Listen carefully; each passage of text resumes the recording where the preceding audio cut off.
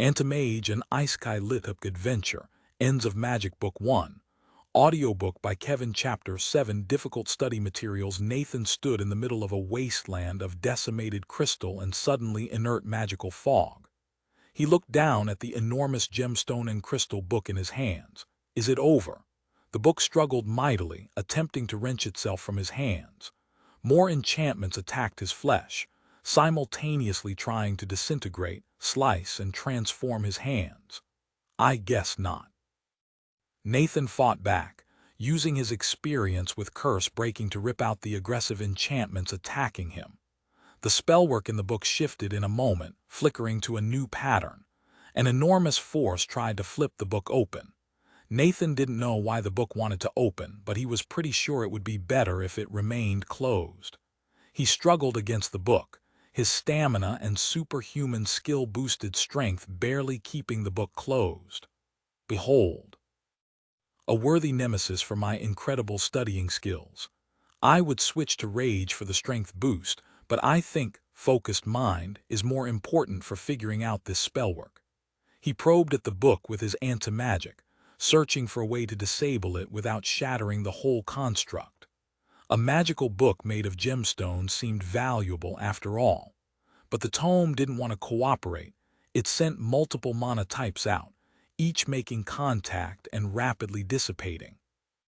Nathan felt crystal, force, gravity, and void mana rapidly shifting through complex spell forms, all attempting to destroy him and free the book from his grasp. It reminded Nathan of the inherent self-direction of divine mana, but without the spontaneity. These patterns were complex and directed, without any room for the mana to act on its own accord. But they switched from one form to another rapidly, attempting new forms of attack against Nathan and his antimagic. Nathan pushed the book between his knees and crouched over it to gain more points of leverage. In response, the book retaliated with the same pattern of cutting force, disintegration, and crystal transformation it had tried earlier, almost like it's running through a pre-programmed series of counter-intrusion responses. This book is a complicated set of magical instructions. I wonder if the spellbook's Turing complete. It's certainly complex enough I could see it being loaded with a number of possible programs. Congratulations, you have developed the mid-tier spell sense, utility skill into high-tier spell sense. Utility skill, high-tier spell sense. This skill will help you identify mana types and the detailed construction of spells more easily. Helps you understand the overall purpose of spells and how individual elements contribute to that purpose. Does not grant understanding of how to weave mana together for specific spells. I think I'll take that as a yes. I'm not surprised that understanding computational universality and extending it to magic is worth a development. Maybe I should have saved that insight for the unique development. The book squirmed again, struggling to open and failing. When that didn't work, it resumed its onslaught, running through the same cycle of magical attacks of escalating complexity. Nathan was burning out the channels the artifact used to cast the spells while trying to preserve the core mechanisms. He broke another set of multi-use conduits, and the cover of the book splintered, falling to pieces around his feet.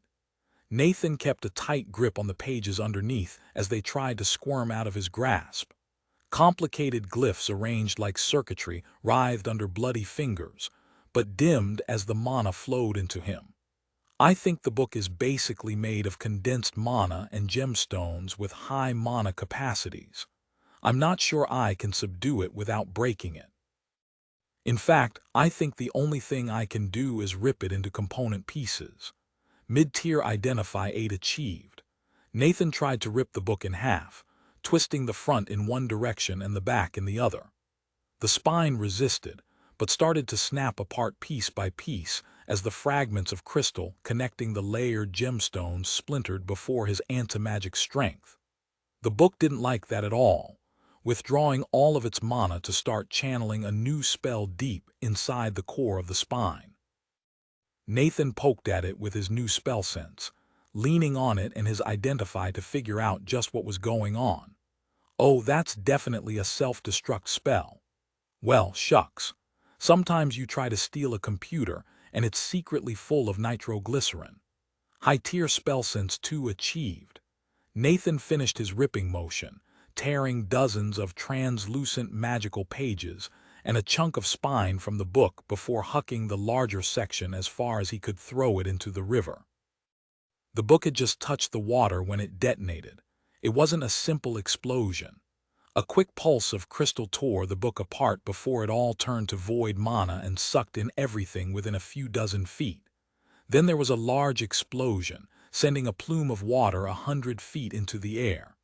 Nathan was blown backwards into the forest, pelted for a second time with magical crystal shrapnel. He impacted a tree, and several things broke with a cracking sound. Mostly the tree, though. He landed on his side, slightly dazed but already healing once more. He looked up just in time to roll away from a large branch falling to the ground. Foliage and entire trees fell all around Nathan, and he curled up into a ball as leaves and sticks rained down. The crystal shrapnel had broken bones and bruised him all over.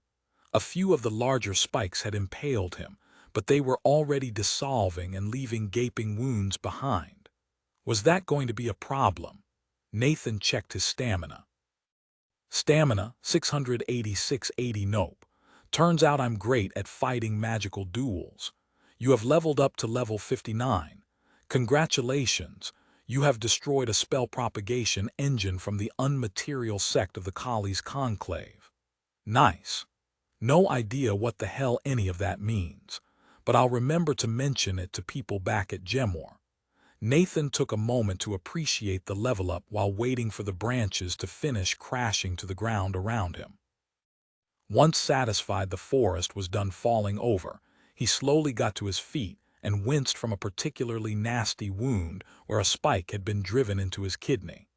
The monocrystal spike was completely dissolved and the wound was busy being sealed over, but it was still uncomfortable. High-tier regeneration 9 achieved. I think I healed from at least 3 lethal wounds in the last 30 seconds, and none of them really slowed me down. Fascinating experience to fight through a sliced carotid. He was standing a short way into the forest. The riverbank was now marked with a huge crater, and water poured into the depression. No trace of the crystal ritual formation was left, all of the crystals becoming high-velocity, tree-shredding shrapnel which had scythed through the forest. More trees groaned and collapsed, weakened by pieces of crystal grapeshot. Nathan realized he was gripping something and let go of the pages he'd torn from the book.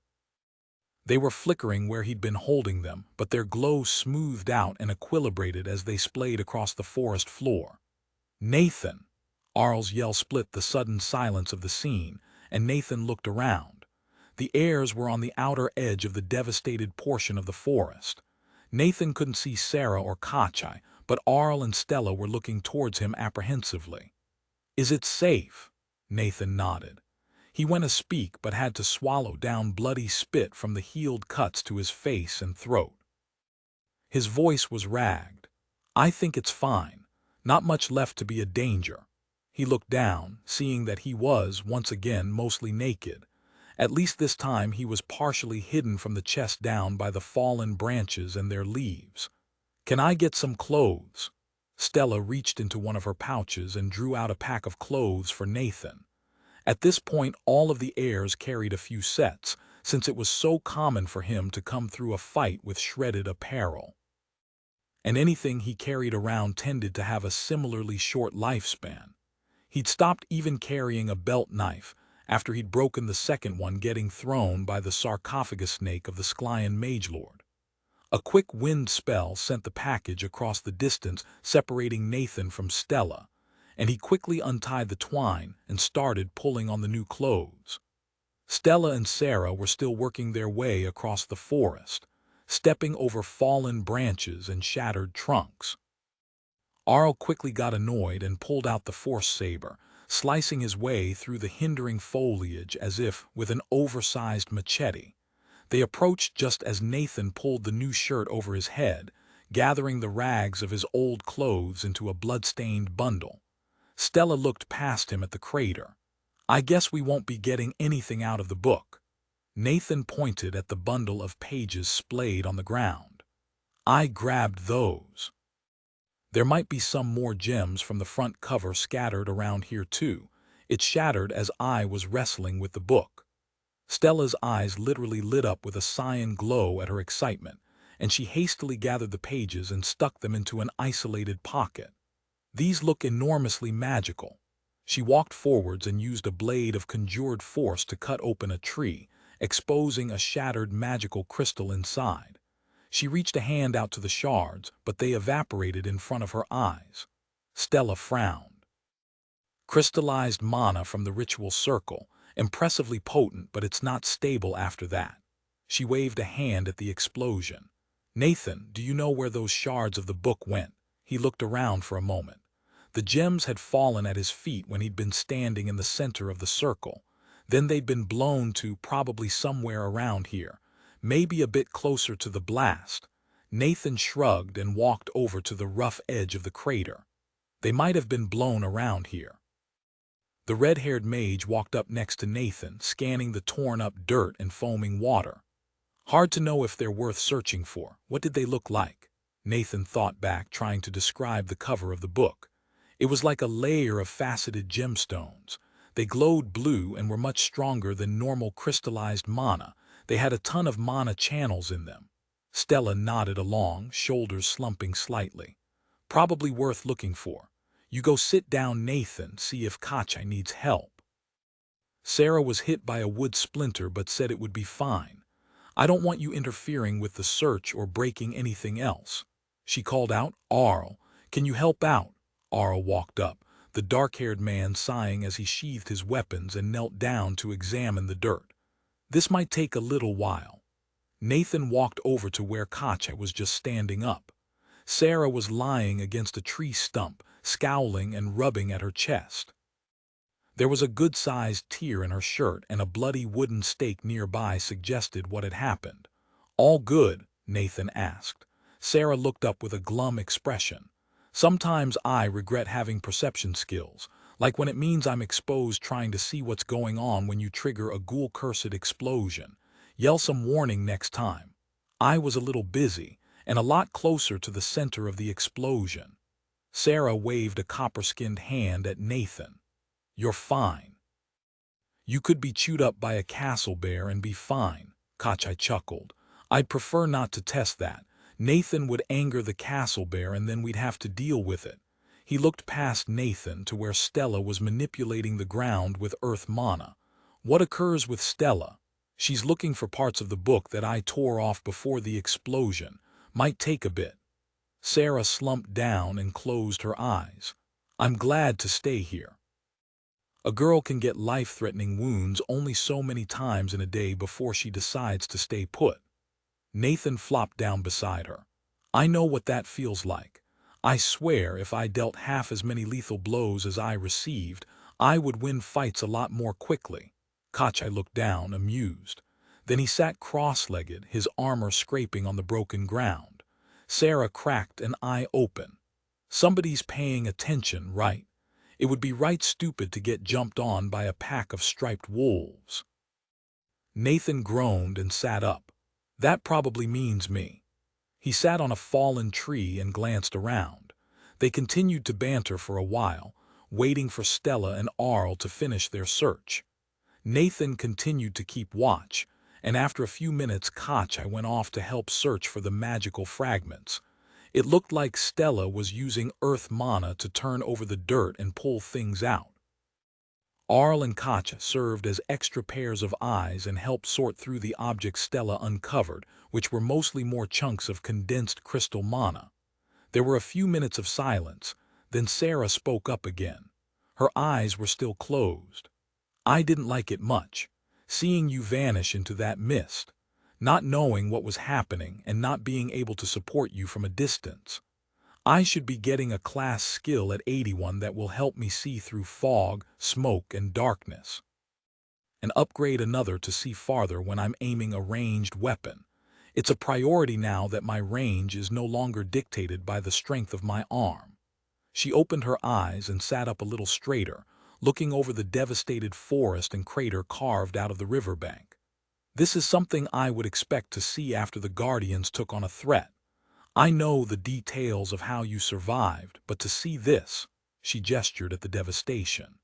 It offers hope to see such feats performed by a teammate. If this is what you're capable of now, what will be true with 3 more class skills and some more talent developments? She smirked and settled back down. The rest of us just need to figure out how to match such feats. I don't want to end up as a support for the great Nathan Lark, the Antimage. That's a challenge to face. Nathan looked down at her for a moment, trying to assess how to answer. Each of you have your own arena of expertise. It doesn't seem so confusing how you would perform well if in the right situation, say when we fight a physically more powerful enemy with some distance to work with. You just need the right circumstances to shine. These were mine. Sarah settled back down and closed her eyes again. Indeed so. I have solved more confusing issues. At least this one shouldn't require a specialist healer's intervention. She smirked as if remembering a joke before her face once more became serious. I'll be patient until it's my turn to slay the monster. Then Stella shouted in triumph, holding aloft a shining blue gemstone. Nathan chuckled at her excitement. I suppose that book was made of something valuable. It's a shame I couldn't save more of it. Sarah's only response was a gentle hum. Do you think I have time for a nap? A few minutes later, and a few more celebrations from Stella, Nathan spotted somebody peeking around a tree, looking at them. It was from the direction of Bridgeguard. Nathan couldn't make out any details, but they definitely saw him, so he waved. After a moment, they popped out from the trees and cautiously approached through the devastated woodland. As the figure came closer, Nathan saw she had dark skin and was dressed in thick cloth and leather brigandine in brown colors that blended into the forest. She was carrying a spear, had a sword on her hip, and a large recurve bow sticking out of a quiver over her shoulder. Is it safe to approach? Her voice called out over the gurgling of the river. Nathan cupped his hands and yelled back, "Should be fine, just rough ground." The woman quickly picked her way closer while examining Nathan and the heirs. She noted the bloodstains left on Nathan's skin before extending a hand. I'm Bine's bow. Glad this pit of ghouls is dealt with. We need you back at Bridgeguard now. There's a raiding party inbound from Agman. 100 orc legionaries looking to steal anything not nailed down. Nathan sighed, looking back at where Stella was excavating the ledge of the crater. He called out, waving them back from the riverbank. Stella approached, tucking another blue-glowing gemstone into a pocket. What? I'm starting to think the rest of it went into the river. It'll get washed away soon if we don't go after it. Nathan gestured at Bynes. Bynes just told me that there's an Agman raiding party headed to Bridgeguard, and they need us back there immediately. We go. Kache walked up behind Stella and rumbled a growl. We go. Stella cast a longing look over her shoulder. But it's all Forceborn Sapphire. Then she slumped, looking at the ground. To protect Gemor, we go. Nathan hopped off his stump and pulled Sarah to her feet. I think you're about to get that chance to shine. Chapter 8 An Emerald Division. The heirs took off down the path to Bridgeguard in the late afternoon light. Their pace clearly surprised Bynes. The forest ranger had told them to try to keep up and set a measured pace, but she'd said they were needed immediately, and the heirs ran a greater distance than this every morning through an obstacle course. So they pushed up the speed until they were pelting down the riverside path fast enough to do a mile in well under 6 minutes. Nathan wasn't having much trouble maintaining the pace. Not only was he in good shape and not carrying anything, but he had stamina and sprinting. That skill was slow to rank up, but Nathan hoped it would really start taking off once he could use it in conjunction with airwalking during combat, and a speed increase to flight sounds like a pretty nice payoff. The other heirs all had their own ways to keep up. Kache also seemed to have some kind of running skill, given that he was managing in full plate armor. Stella was definitely using a force spell to help push her along, while Arl and Sarah had skills of their own, were lightly armored and in fantastic shape. It didn't take long for the town of Bridgeguard to come into view, and Nathan had expected it to be actively under attack. Instead, everything looked normal. Besides a large creature being butchered on the dock, everything looked about the same as it had when they'd left. Bynes led them straight towards a group of 4 others who were doing some quick gear management outside the gates. Among them was Forrest, the leader of the forest rangers. The pale man said something to his teammates and they all quickly packed up their remaining gear. The air slowed to a walk and Forrest called out to them. "Faster than a stalker's pounce. Is the book dealt with?" Nathan looked to Kache to answer, but Bynes beat him to it. "Hear me, but I hope so. There's a divine cursed crater where the crystal circle was, but none of the heirs look exploded, so it's not an issue." Forrest pursed his lips and nodded, looking impressed. "You folks set to travel. I'll explain as we go, but I've gotten the guildmistress approval to call you in." Her words were, "Be careful." The heirs met each other's eyes, exchanging affirming glances. Kache summed up their opinion. "Lead us onwards." Forrest turned and they started walking beside the wall of black stone, heading towards the bridge. Introductions. You've met Bynes Bow, our wilderness expert.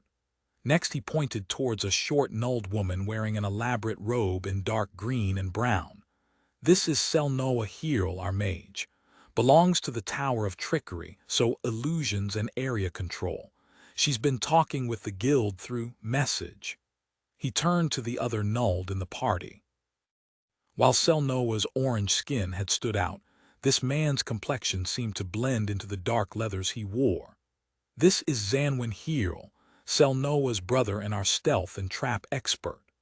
Forrest's gaze shifted towards the last member of the party, a big lionfolk woman dressed in heavy brigandine armor. Her fur and hair was a dirty blonde that looked matted and wild, spilling over her armor in an untamed cascade. Orem Kiefold, our lineholder. The imposing woman was even taller than Kache and raised her axe and shield in greeting. The shield looked built for bashing, a broad piece of wood with a spoke and a thick dented boss. The heirs took a moment to introduce themselves, with Nathan being introduced as our scout who's good against hostile magic. Then they passed through the gate in the bridge wall and strode atop the bridge across the Drakefish River. Nathan stepped tentatively, trying not to extend his antimagic down into the bridge. Luckily enough, it seemed that the enchantments were similar to the transit roads, being deeply buried in the structure of the bridge itself. Kache asked the questions that had been rising in Nathan's mind. "What is the plan? Why are we leaving the walls? If we mean to stand off a raid, it seems we give up an advantage." Forrest shook his head. "To complete your knowledge, we got a message from the Footspeak clan not an hour ago. They informed us of an Agman raiding party headed this way. It entered the forest this morning and will reach the bridge tomorrow by midday. The real problem is that they've got a siege spike with them. Do you know what that is?" Nathan did know what that was from his adventurer training. It was a small, portable fortification breaker used by the Agman Orc legions. It was basically an enchanted battering ram that on contact projected a wave of force that could break through nearly any fortification in just a few hits. From what their teacher Jalba had described, it would take out this wall with one strike. "How many legionaries?" Arl asked. 100, Forrest said, his expression grim. "Biggest raiding party we've seen in years, and this warning is late. I think there's some political shit going on with the Treeborn clans that delayed the warning. The Footspeak said that another clan was running interference. My bet is that Agman paid somebody to get their raiders in undetected. Otherwise, we'd have a proper set of teams waiting for them, maybe even Stanel to warn them off." Sarah finished the thought. So, we're going out to ambush them since we can't face Agman legionaries in a straight fight without more numbers or an elite. Orem rumbled a basso chuckle. I see no fool here. A prepared line of legionaries. No breaking that with just 2 teams. They had climbed above the height of most of the trees and were still ascending towards the midpoint of the bridge. Nathan would have liked the chance to stop and appreciate the view over the broad forest, but they were in a hurry. He quickly reviewed what he remembered of the Agman military. Agman are the orcs on the other side of the plains. They sound kind of early Roman Republic to me. They're militarily quite powerful, with every legionary armed with a shield that can deflect most magic, an elemental wand, and a bevy of enchanted melee weapons. They also standardize talents and classes that enhance strength and durability to an incredible degree, and have some skills that synergize off each other when they're standing together and guided by officers. Jalba described an Agman charge as remarkably similar to an avalanche, but harder to stop. He also said you need to behead them, or vaporize some organs to actually kill them. But they're all sort of low-level due to the size of the military and tendency to fight in large formations. They don't level as quickly as adventurers. They just have good talents and lots of enchantments. Nathan looked up from the brief reverie. Ambush them on the road or while they're at camp. Zanwin flicked a glance at Nathan, his eyes intense. Camp. We stop them from forming a line and protecting their officers. Not far. Just need to travel through the night. Through the forest. I hope Bynes' perception skills spot the striped wolf pack we'll run into. Bynes shot him a smirk. And this time I'm not even the only scout. She pointed at Nathan. I've got backup, we'll be fine. Getting there, sure, Arl said, cracking his neck. Then we have to fight 100 of the best soldiers around, even if they're only around level 40. Yeah, this is not a great matchup for me. I bet a lot of the reason for this raid is to level their soldiers. If they lose a few but everybody left levels up a few times, it's probably worth it to them. Forrest nodded. We don't need to kill them all. We don't want to kill them all. This is a probe from Agman. They're testing how far they can push us. If we throw back this attack with just 2 teams before they even get to our walls, then they might not try again for a year. If they manage to get into Bridgeguard, loot everything not nailed down and maybe make a try for Kulkith or Tenby. We'll see another raid every other week, he sighed. If we kill them all or bring in the elites as more than a warning, that might drip blood into their eyes. We don't want them unleashing their elites on us. They also have better quester access than we do, and we can't give them an excuse for a quest. We need to turn them back. Kill a few without losing too much ourselves.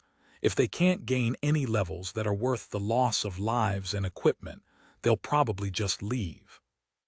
Selnoa had been quiet until now, the nulled mage surreptitiously examining Nathan. Her voice was surprisingly high-pitched as she responded to Forrest with a sarcastic tone. Probably. He threw up his hands. I see it as our only option. Strike soon. Do as much damage as we can. Kachai's eyes met Nathan's. But there are multiple options for how we strike. We've done this before, Forrest said, and they'll know to be on guard. First sign of attack they'll armor up and make squad boxes, then chase us down. But their first response will be in the direction the attack comes from. Our usual goal is to get in close with melee before they can group up, using magic to slow down their organization as much as possible. Ranged people on the far side, shooting into their backs as they face the melee. It can be messy to disengage, those legionaries can move.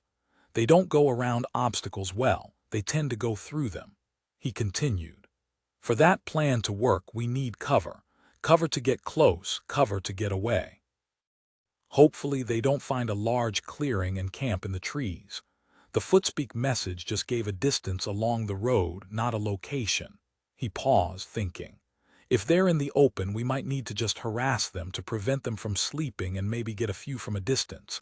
Dangerous, especially if they have lightning wands. Bynes looked back at Sarah. You're Stainel's kid, ya. You're on ranged combat while your brother's the melee guy, up for some long-distance shoot-and run. I hope you've got a bow with some range on it. Sarah tried to suppress a grin, hands twitching for her pouches where her weapons were stored. I think I can handle that. Stella was chewing her lip as she thought about the whole situation. What if we destroy the siege spike? Orem nodded, the big lionfolk woman looking back at the mage. Good idea, but hard. Those things are tough, sturdy enough to survive a siege boar's charge. They take 6 legionaries to carry, and it will be in the very center of the camp. Do you have a way to break a 10-foot rod of enchanted metal? Nathan met Stella's eyes as she spoke. We might. Nathan, he raised his hands. Probably. I won't know until I get my hands on it, and it sounds hard to get to. Selnoa was now fully focused on Nathan, the small gnolled woman speaking once again in her high voice. We weren't at the solstice this year, but I heard you snapped an enchanted sword in half with your hands. Think you can do the same with a siege spike? Her tone was challenging, and one dark eyebrow was raised. Nathan actually stopped and thought about it. He had been pretty effective at breaking enchantments so far, and it had generally been a harder struggle to not completely disenchant items he was touching. But he'd never tried to disenchant something particularly large before. Herden had said that larger enchantments were both harder to make and harder to damage, so Nathan wasn't sure how long it would take him to disenchant something like a siege spike, but it would be unquestionably a good tactic if it worked. Nathan asked Forrest, would it be a big deal to break the siege spike? Forrest frowned at him as if the question was obvious. Yes. If they can't get through the wall easily and we demonstrate significant ranged firepower, then they'll probably decide it's not worth challenging the wall. But how will you get to it? Nathan looked at Stella and mimed a high arc. Is it bad if we use the same attack multiple times in a row? Stella snorted. Why would it be? It's a good tactic, and people don't look up enough. Kachai rubbed his chin, clearly thinking over the aspects of the suggested plan. The question is how you would get out. The middle of a hostile camp of Agman legionaries is not a safe place to be. We've got 4 arrows in our quiver, Sarah broke in. Each can add confusion and distract from the true target, which gives Nathan time to break the siege spike and escape. Me and Bind strike from afar. Stella and Selnoa distract with magic, and you folks with swords can strike from the sides if there's an opportunity. Nathan goes in during the confusion, and we cover the escape with traps. She was gesturing around the group as she spoke, indicating the people who would be tasked with each role. They'd reached the top of the bridge, and Nathan couldn't help but stop for a moment to look around. They were more than 100 feet over the water with the forest spreading in every direction on both sides of the river. It was a green blanket, the trees getting taller and transitioning to something more jungle-like to the south. He had to hurry to catch up to the heirs and forest rangers who'd been walking in a thoughtful silence. The rogue, Zanwin, sighed and threw his hands in the air. I'm dumb as a siege boar. How is Nathan reaching the siege spike? He's got better stealth skills than me if he can sneak into that camp past 100 legionaries in the middle of a fight. Nathan looked over at Stella, grinning. Simple. She throws me in. Now, I think we can tweak the plan a little bit, but it'll depend on exactly what their camp looks like. They traveled through the remaining afternoon, taking a short break after nightfall to let their eyes adjust and wolf down a quick dinner of trail rations. Then they got back to walking, moving carefully but quickly through the forest. Everybody was still discussing the plan as they walked. It reminded Nathan of the tabletop games he'd played. They had a problem, some amount of scouted information, and were trying to figure out the right tactics to help them triumph without anybody dying. And now, they had a few hours to discuss increasingly elaborate plans to trick the Agman soldiers into overextending and making themselves vulnerable. The general consensus among the forest rangers was that the heirs were being too cute by half. Nathan tended to agree. He'd often seen the plans that worked best around the table were those that were simple and straightforward, with a single primary thrust that everything was built around and room for variations as the situation developed. Arl proposed a plan where Stella showed up and ran away, dropping glowing chunks of crystal as she ran to entice the legionaries into breaking formation to chase the valuables. When Kachai interrupted. Focusing on deception is respecting your enemy to be intelligent. If you were raiding in hostile territory and saw somebody run away while dropping glowing objects behind them, what would your action be? Would you expect a trap and fortify your position? Arl looked sheepish, but Kachai wasn't done. We must be flexible to capitalize on opportunity, but we cannot disrespect our enemy. They are smart and capable, and to forget that may be fatal. The wolfman turned to look at Nathan expectantly. Nathan had been gathering his thoughts for a little while, and he outlined his own version of the plan. I think the right approach is the simplest one. Throw me in first with Sarah and Bynes on ranged overwatch. Make no moves to attack unless they spot me. There's a chance that I'll get in undetected, or they take a while to realize I'm a threat if I'm not attacking anybody. If they notice and call out, then attack. Sarah and Bynes go for targets of opportunity. Stella and Selnoa cause confusion and damage with area spells, and everybody else attacks from melee at targets of opportunity. If they're ambushed, they'll probably make a mistake. I don't know what, but we need to be ready to react to whatever they do and take advantage of the confusion. Our goal is to cause chaos and then escape. Mid-tier lecturing 3 achieved. By the end, Forrest was nodding along. This seems best. We will reevaluate when we see their camp, but for now I believe we should keep quiet and watch our path of travel. This forest is dangerous at night. They weren't using any lights as they traveled, relying on the skyscape of Davrar for illumination. The swirl of far-off clouds and continents cast as much light as a bright moon, so it was sufficient. However, the depths of the woods cut the glow, and Nathan only noticed the ambush waiting for them when he saw one of the branches bob up and down in a motion that seemed unusual, not caused by the wind. "Stop!" He spoke quickly, and all of the adventurers halted and drew weapons. Nathan pointed. Light.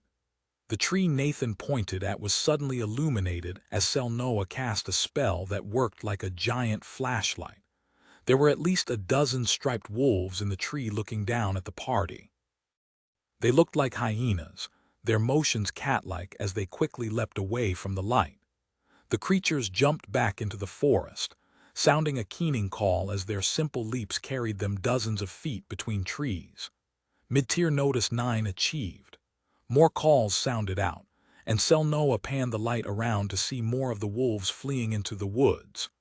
Sarah had her revolvers out and was tracking targets as the wolves bounced from tree to tree and out of sight. The adventurers were tense, but Kachai held out a calming hand. No loud sounds, we're not far. After the cries faded, everybody loosened up. Bynes wiped her forehead, lowering her spear. Big pack, true aim in seeing them. I was looking for castle bear signs, but if the striped wolves are comfortable enough to wait in ambush, then there probably isn't one around. Soon, they were approaching the Agman legionary camp. Chapter 9. Preemptive siege breaking. Nathan thought that the best description of the Agman camp was professional. They'd set up on a hill a little ways off the road, in a clearing that had a faint path leading towards it, though the grass had been beaten down recently by many feet. A set of upraised stones decorated the top of the hill, looking like a spiky crown atop the low peak. The Agman legionaries had built a 3-foot wall of fallen logs and dirt around the base of the hill to delineate their camp. Anybody who tried to clamber over it would be very visible. Inside were loose rows of tents, guarded by a dozen sentries stationed at the base of the hill. The clearing was fairly large, with a few hundred feet between the trees and the outer edge of the camp. Forrest swore as soon as he saw the gap, clenching his jaw and looking back at the two teams hiding in the darkness of the forest. They hadn't approached from the road, circling around as soon as Bynes spotted the lights of the camp through the trees. The Agman legionaries had brightly glowing magical crystals encased in metal cases that directed broad shafts of light outwards like floodlights. Some of them were even pointed upwards, Selnoa whispered through the gloom. Those are magical. If a person moves through the light, it flashes and sounds an alarm. Nathan couldn't see the forest rangers very well, but they were definitely exchanging worried looks with one another. Forrest took a slow step backwards, maintaining a low crouch. They came prepared. Maybe we should harass them on the journey to the bridge and call for reinforcements. We'll be able to keep them from doing more than ransacking bridge guard.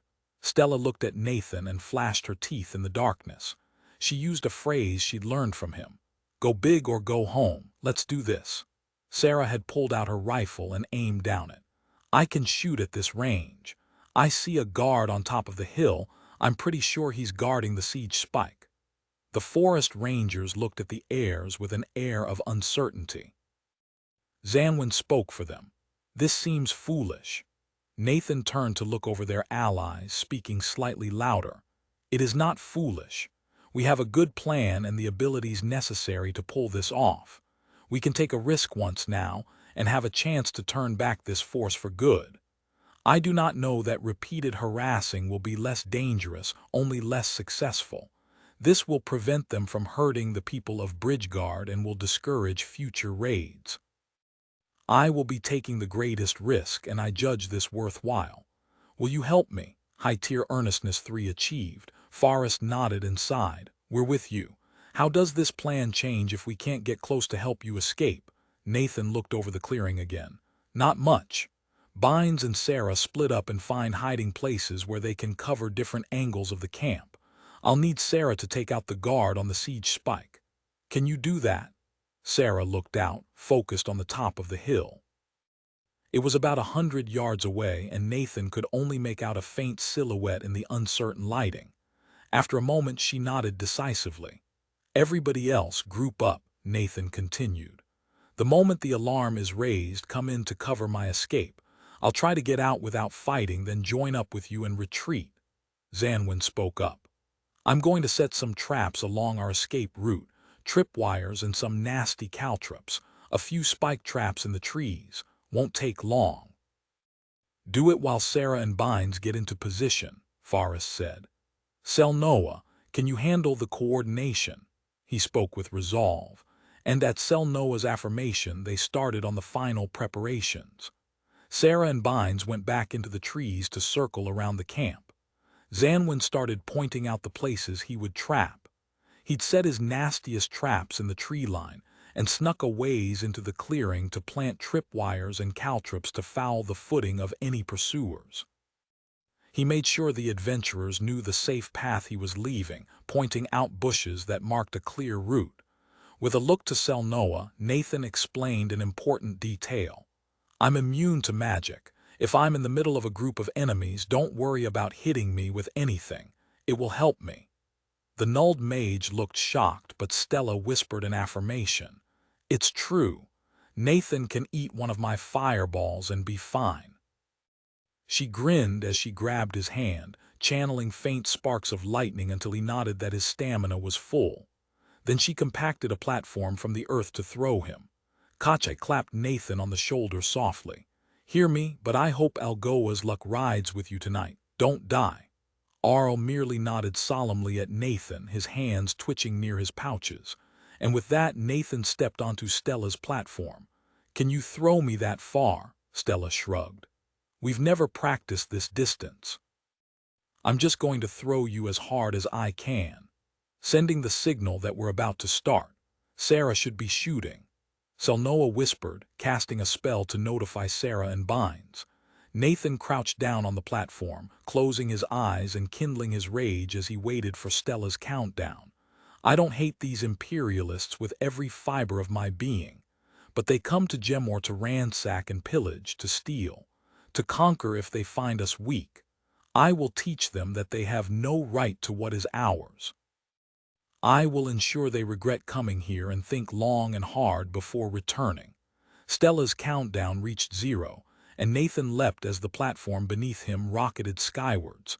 He heard a faint crack from Sarah's rifle as he opened his eyes and watched the Agman camp approaching.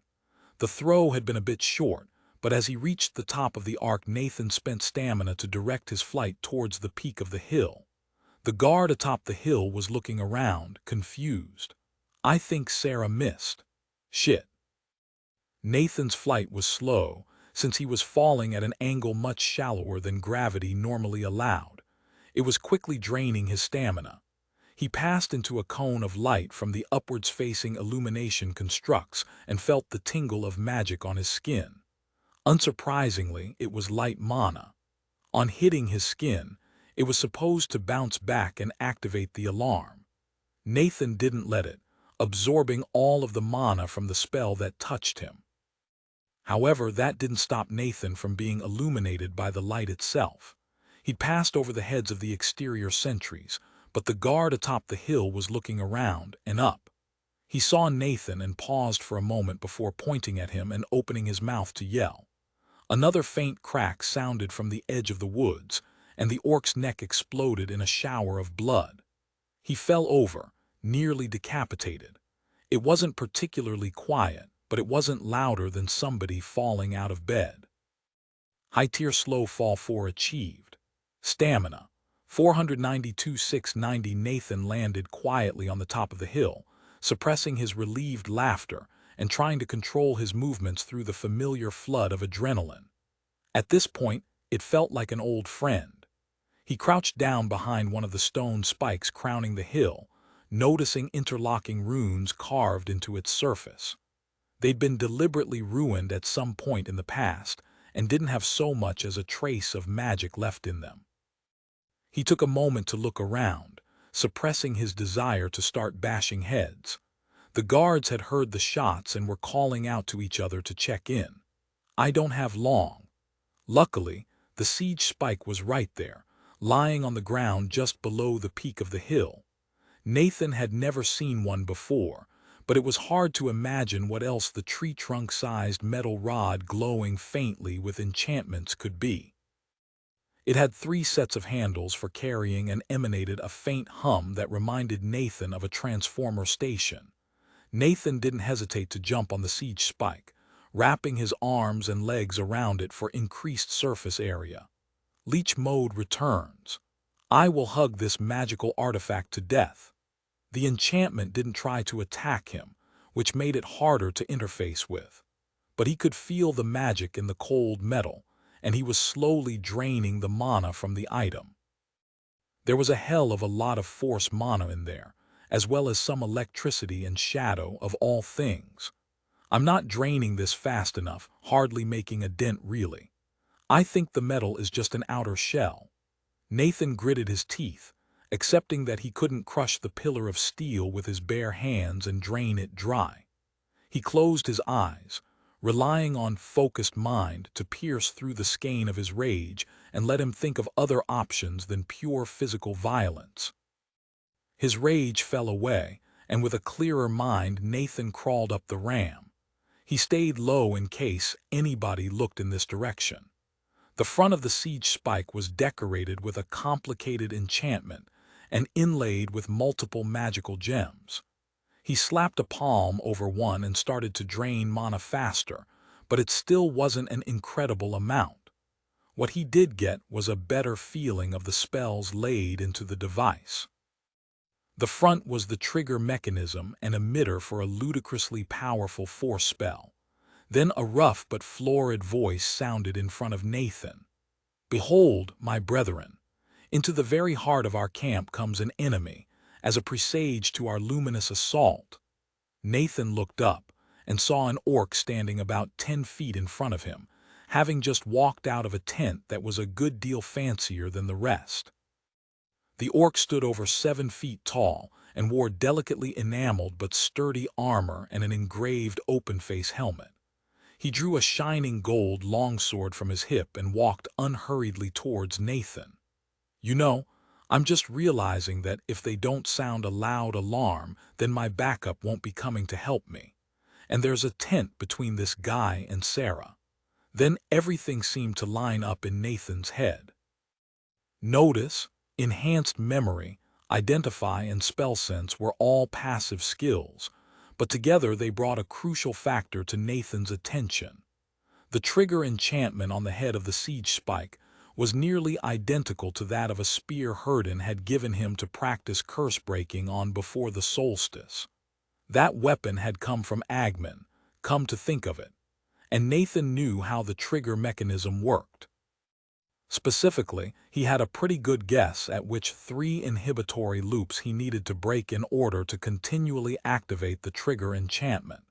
So, he drained mana from 3 specific gems on the front of the siege spike, breaking those parts of the enchantment. High-tier spell sense 4 achieved. High-tier enhanced memory 3 achieved.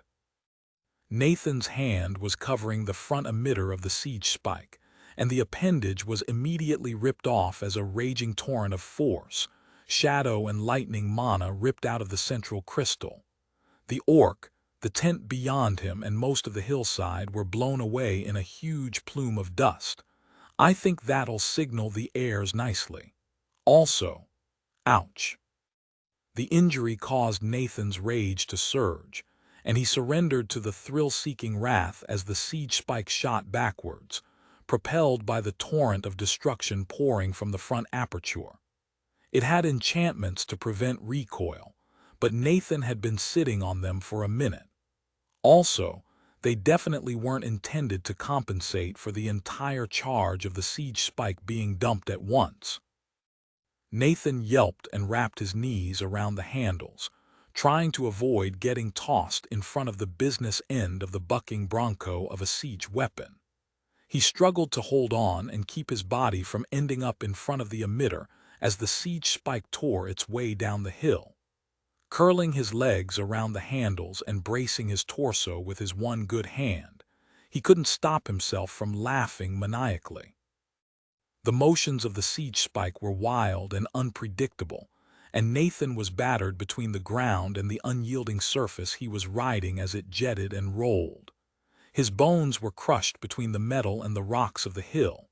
It just caused Nathan's rage to flare higher as his regeneration repaired the damage.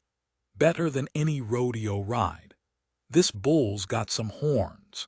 His ersatz mount crushed a banked campfire and tore its way through a tent. The remnants of the tent and the blinking legionaries who had been sleeping within were promptly blasted backwards by the plume of force emitted from the front of the siege spike.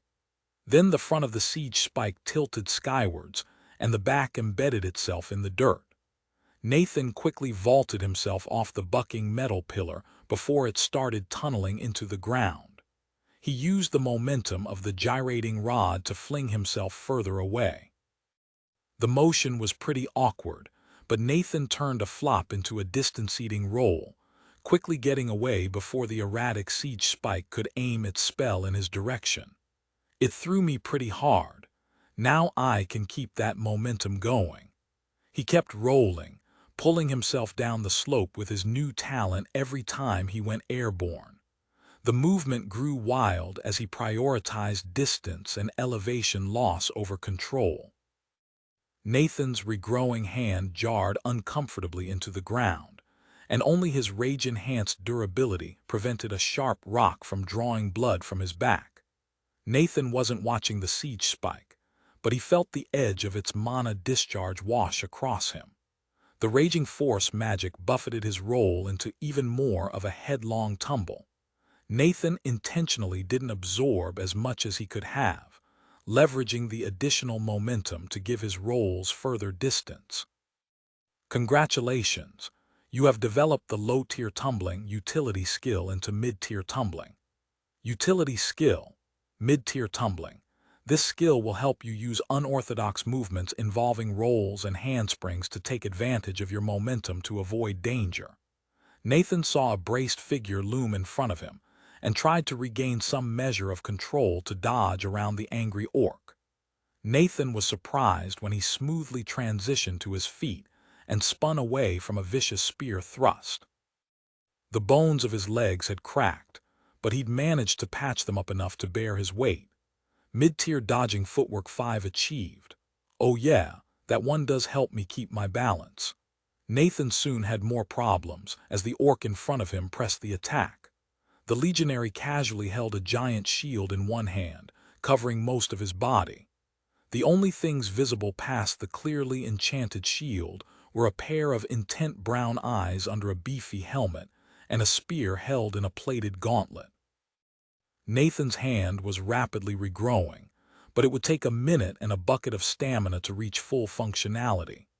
Luckily, he didn't need to beat this guy, he just needed to run the hell away. He dodged the next spear thrust, but the soldier braced the spear against his side and tore the spearhead sideways in a motion Nathan hadn't expected. He jerked his right arm, the one without a hand, to block the spear shaft and prevent the spearhead from carving out his throat. The blow carried an incredible weight to it, both because of the enchantments on the spear and the immense strength of the soldier. It powered through his unbraced guard. The block deflected the spearhead upwards slightly, enough that the spear gouged a deep chunk out of Nathan's cheek instead of his throat. The spearhead ripped off part of his lip and sent a few teeth flying. That's a new sensation, and one eye will repay. Nathan leapt forward, planning on yanking the shield aside to get at the soldier behind it. His ambitions were frustrated when that shield rushed out to meet him, crunching into Nathan's reaching left hand and impacting his shoulder with considerable force. He staggered back a few steps, and the soldier planted the spear in Nathan's gut. A foot of steel in the gut is even less pleasant. This guy's better at this than I am. When did I decide to fight instead of running away? The soldier raised a sabaton to kick him off the spear, but Nathan jerked himself off the sharp point and ran, holding the growing stump of his right hand over the puncture wound to prevent any guts from spilling out. The wound was healing automatically, but he directed his talent to focusing on closing the skin first. More soldiers were approaching from nearly every direction, all with various amounts of armor on. But they all carried those enormous shields and had spears at the ready. Another crack of Sarah's rifle sounded, but Nathan didn't see any effect. Well, shit.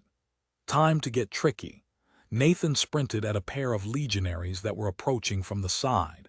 He picked up speed rapidly, and they quickly brought their spears into position. Right before he got to their position, Nathan took 3 steps up the rock he'd really been aiming for, jumping as high as he could into the air to sail over their heads. The soldiers merely angled their spears upwards and raised their shields, ready to skewer Nathan as he came down from his jump.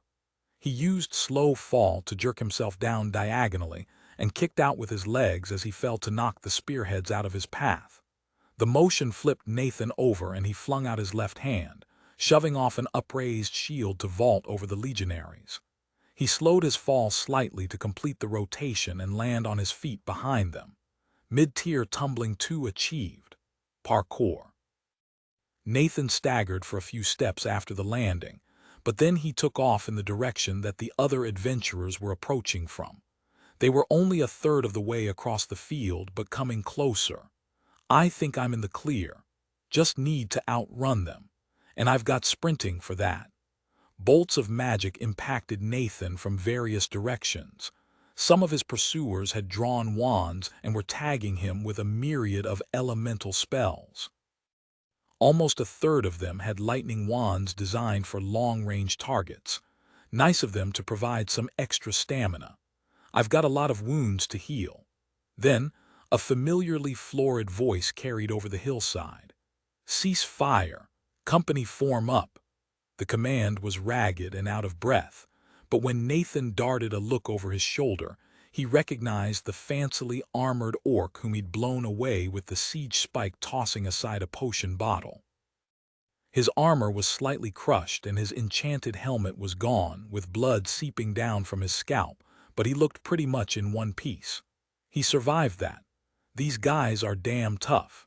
More significantly, the rest of the armed orcs quickly assembled into a tight block, 6 men across and 3 deep.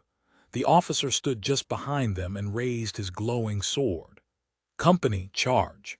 Thank you for listening to the story on KevinAudio.com Chapter 10, Wherefore Dost Thou Flee? Nathan turned away from the pursuing legionaries, focusing on the ground ahead of him as he sprinted down the hill. He jumped over the knee-high wall that marked the edge of the camp and entered the open pasture surrounding it. The florid voice spoke again, sounding like it belonged in a throne room instead of a battlefield. Company, accelerate. Our foes shall be hindered in their footsteps. The entire group of Agman legionaries gave a war cry at the declaration, backing up the officer's words with a wall of sound. The shout washed over Nathan and his feet suddenly slowed. The effect didn't cancel his sprinting, but it felt like he had to will his feet forward. His rage spiked at the feeling of an external mental influence on him. It's like that slave master from the slave raiding party way back when. I need to remember I'm not immune to mind-affecting skills, just magic. And this one's a lot more powerful than that one was. It's backed by the legionaries somehow. Our advance is ceaseless. Our legs carry. There was another crack of Sarah's rifle, and the officer's voice cut out. Nathan glanced back again and saw a nearly headless body slumping to the ground. The Agman legionaries had been ready for another yell, but with their officer's death their voices were staggered and discordant, accomplishing nothing. Making a note to do something nice for Sarah later. I wonder if his helmet would have saved him. It was pretty heavily enchanted. Unfortunately, the legionaries were still catching up.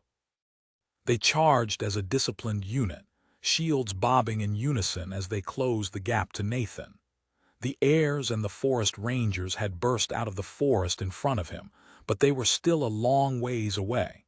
He fought against the effect that still constrained his legs, but it was strong.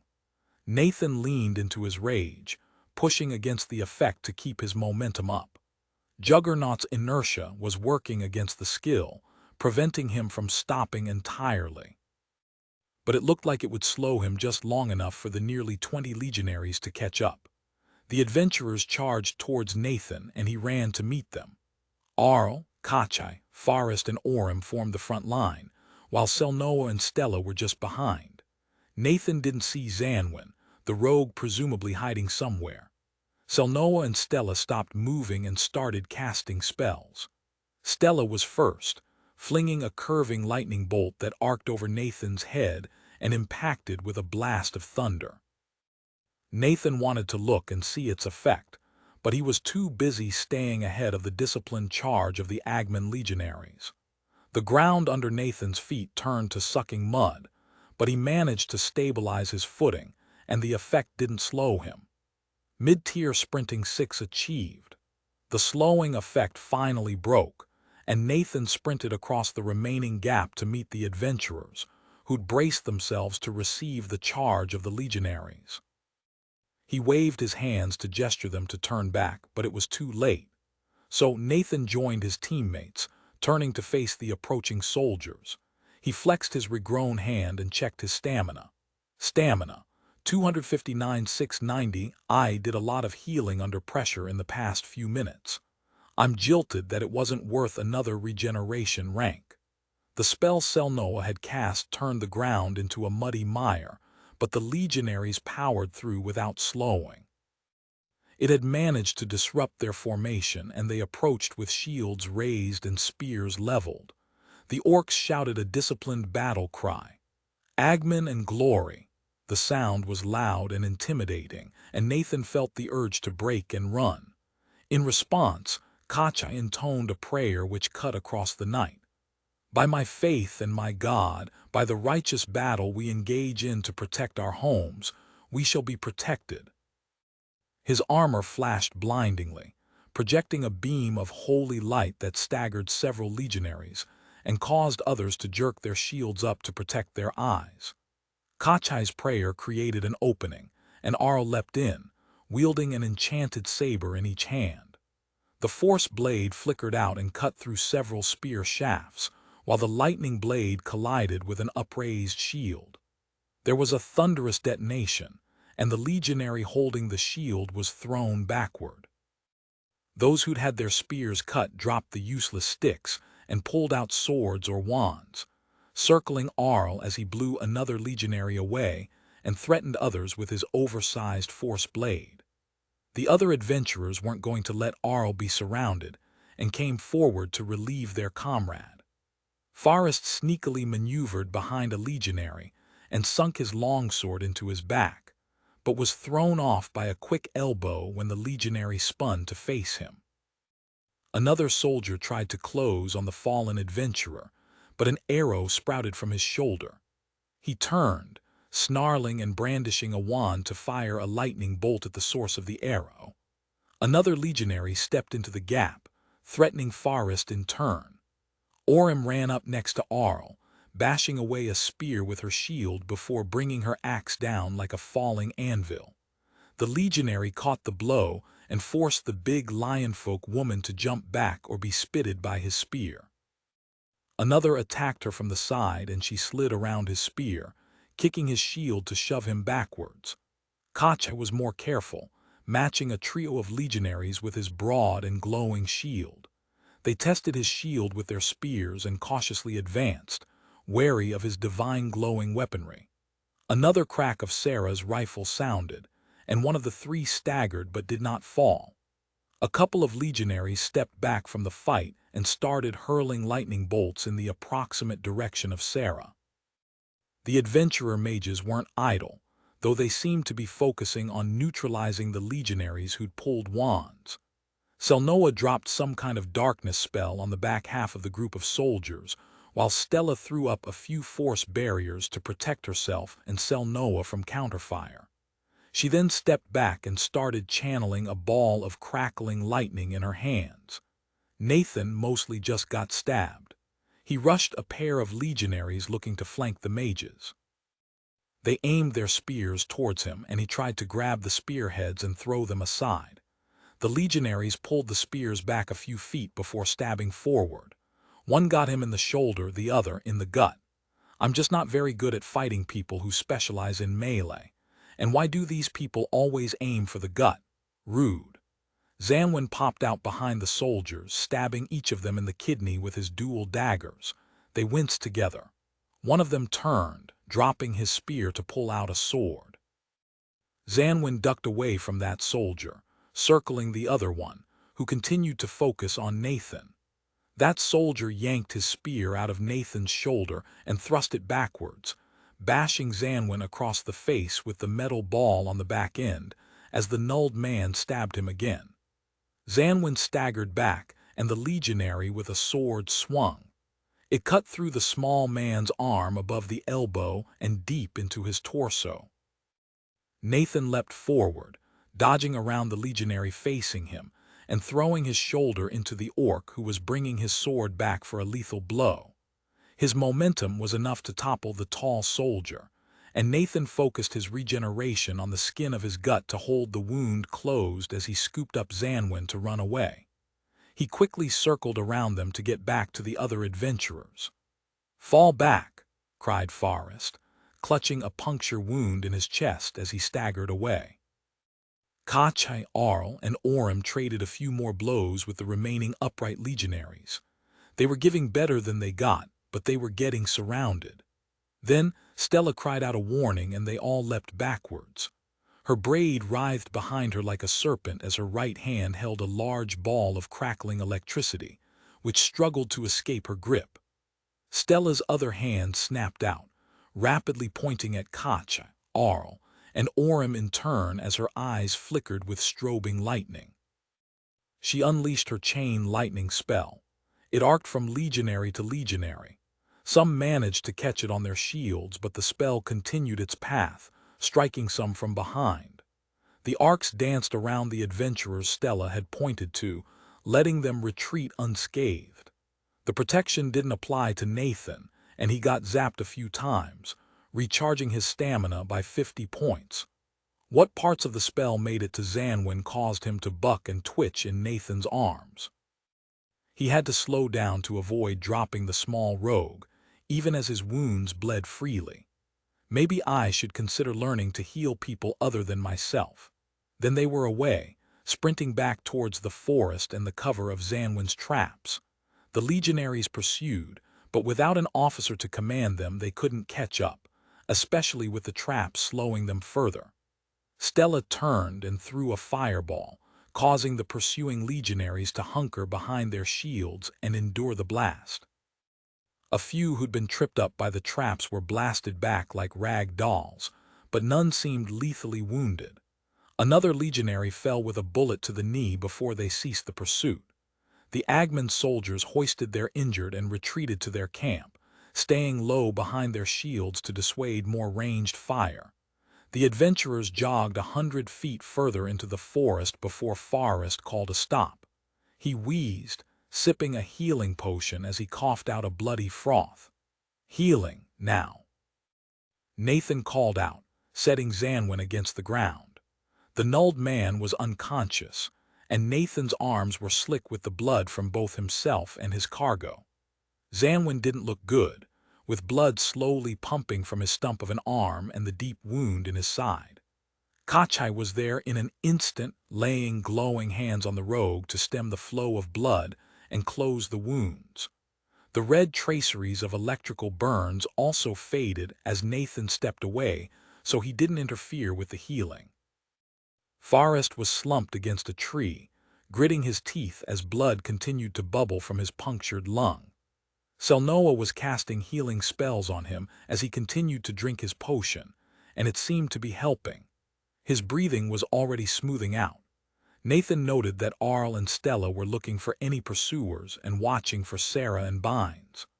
Arl was mostly unharmed, with a few light cuts that oozed blood on his exposed upper arms and some scratches across his enchanted vambraces. As Selnoa cast another healing spell, the nulled mage looked over at Stella. Was that a Tier 6 spell? How? Stella turned back, the bright blue glow in her eyes fading. I wasn't taught in tiers like Gale does, but I think you'd call it Tier 5. Targeting is done with a second mana type. But Selnoa shook her head, glancing at her wounded teammates and the mostly uninjured heirs. Young dragons indeed. Bynes ran up a few moments later. Blood ran from her scalp, though the source of the wound wasn't obvious. Selnoa bustled over to heal her up, but Bynes waved her off and turned to Nathan. I was expecting you to disable the siege spike, not blow it up. Blasphemous dust blocked my view until you ran out of it. Then she saw Zanwin slumped on the ground, a pool of blood spreading beneath him. Oh no! Forrest got to his feet, wiping a final bit of blood from his lips. Those legionaries will have wounded aplenty from that stun of yours, and if the siege spike has been destroyed, they'll retreat. What did you do?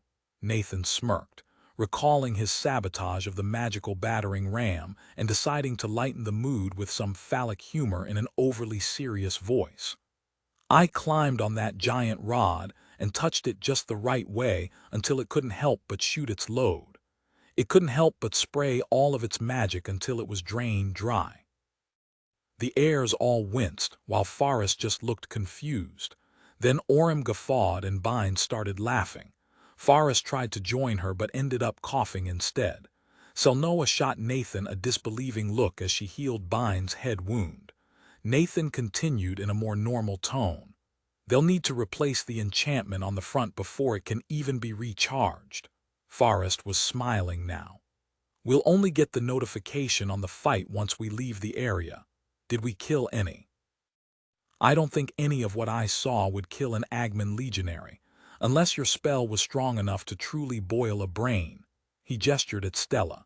She mutely shook her head, looking a bit green at the suggestion. I killed 2. Sarah walked into the circle, moving slowly through the forest. She looked tired. Orem studied her briefly. Did you? Her voice held a trace of skepticism.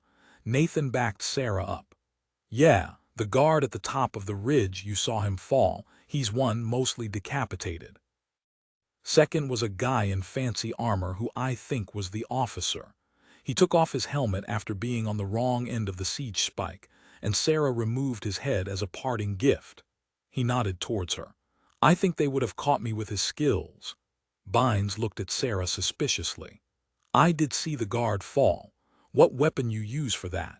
Stainel's bag tricks and all, but I'd need some arrows enchanted to rival Dragon's Breath to do that to an Agman legionary. The ranged specialist had winced at Nathan's summary description of her kills. She was now looking at the ground, refusing to answer the bow rangeress question. I don't think she's killed a person before. That or she's keeping the guns quiet, probably for the best. Arl gestured for Stella and Nathan to keep watch before walking over to comfort his sister. He gave her a hug and whispered something into her ear that made her chuckle. They then sat down next to each other, leaning against a tree. Scanning the woods, Nathan didn't see any signs of pursuit. He could vaguely see the lights of the Agman camp through the trees, but other than the quiet discussions of the adventurers, there were no other sounds. Should we wait to see if they depart, or return to Bridgeguard? We can return and keep watch on the bridge for the next few days. We've demonstrated we can injure and kill them from a distance, so they won't attack a fortification they can't easily get through. Forrest looked around, gauging the adventurers. Are we ready to move? I'll be happy to get the levels from that fight, 10 times our number in Agman legionaries. Even if we didn't kill many, it should be worth some levels, unlike that damn river cutter. Selnoa turned to Koch, who was just standing up from where he'd been focused on Zanwin. How is my brother? Koch looked down, satisfied. Ask him yourself. The wounded Nuld awkwardly pushed himself to his feet. He was still missing his left arm, but aside from that injury he looked mostly healthy. His broken nose was healed and the electricity burns were gone. Most impressively, the only trace of the sword wound that had cut nearly a third of the way into Zanwin's torso was torn armor and blood. From how he moved it seemed tender. I cannot replace the arm. You will have to return to a specialist healer for that. Kachai looked apologetic. Zanwin and his sister embraced and he looked at the heirs over her shoulder. Each word was terse, but he didn't spare them. That was a dangerous encounter, but we succeeded and survived. I would work with you again, preferably after this is fixed. He indicated his stump. Forrest jerked his head. Let's go. They all headed back towards Bridgeguard. Both teams were tired, but they couldn't camp out here. Not only was the forest dangerous, but they didn't want to be caught in case the Agman soldiers decided to pursue. As they rejoined the road, Nathan received a familiar blue box. You have leveled up to level 65.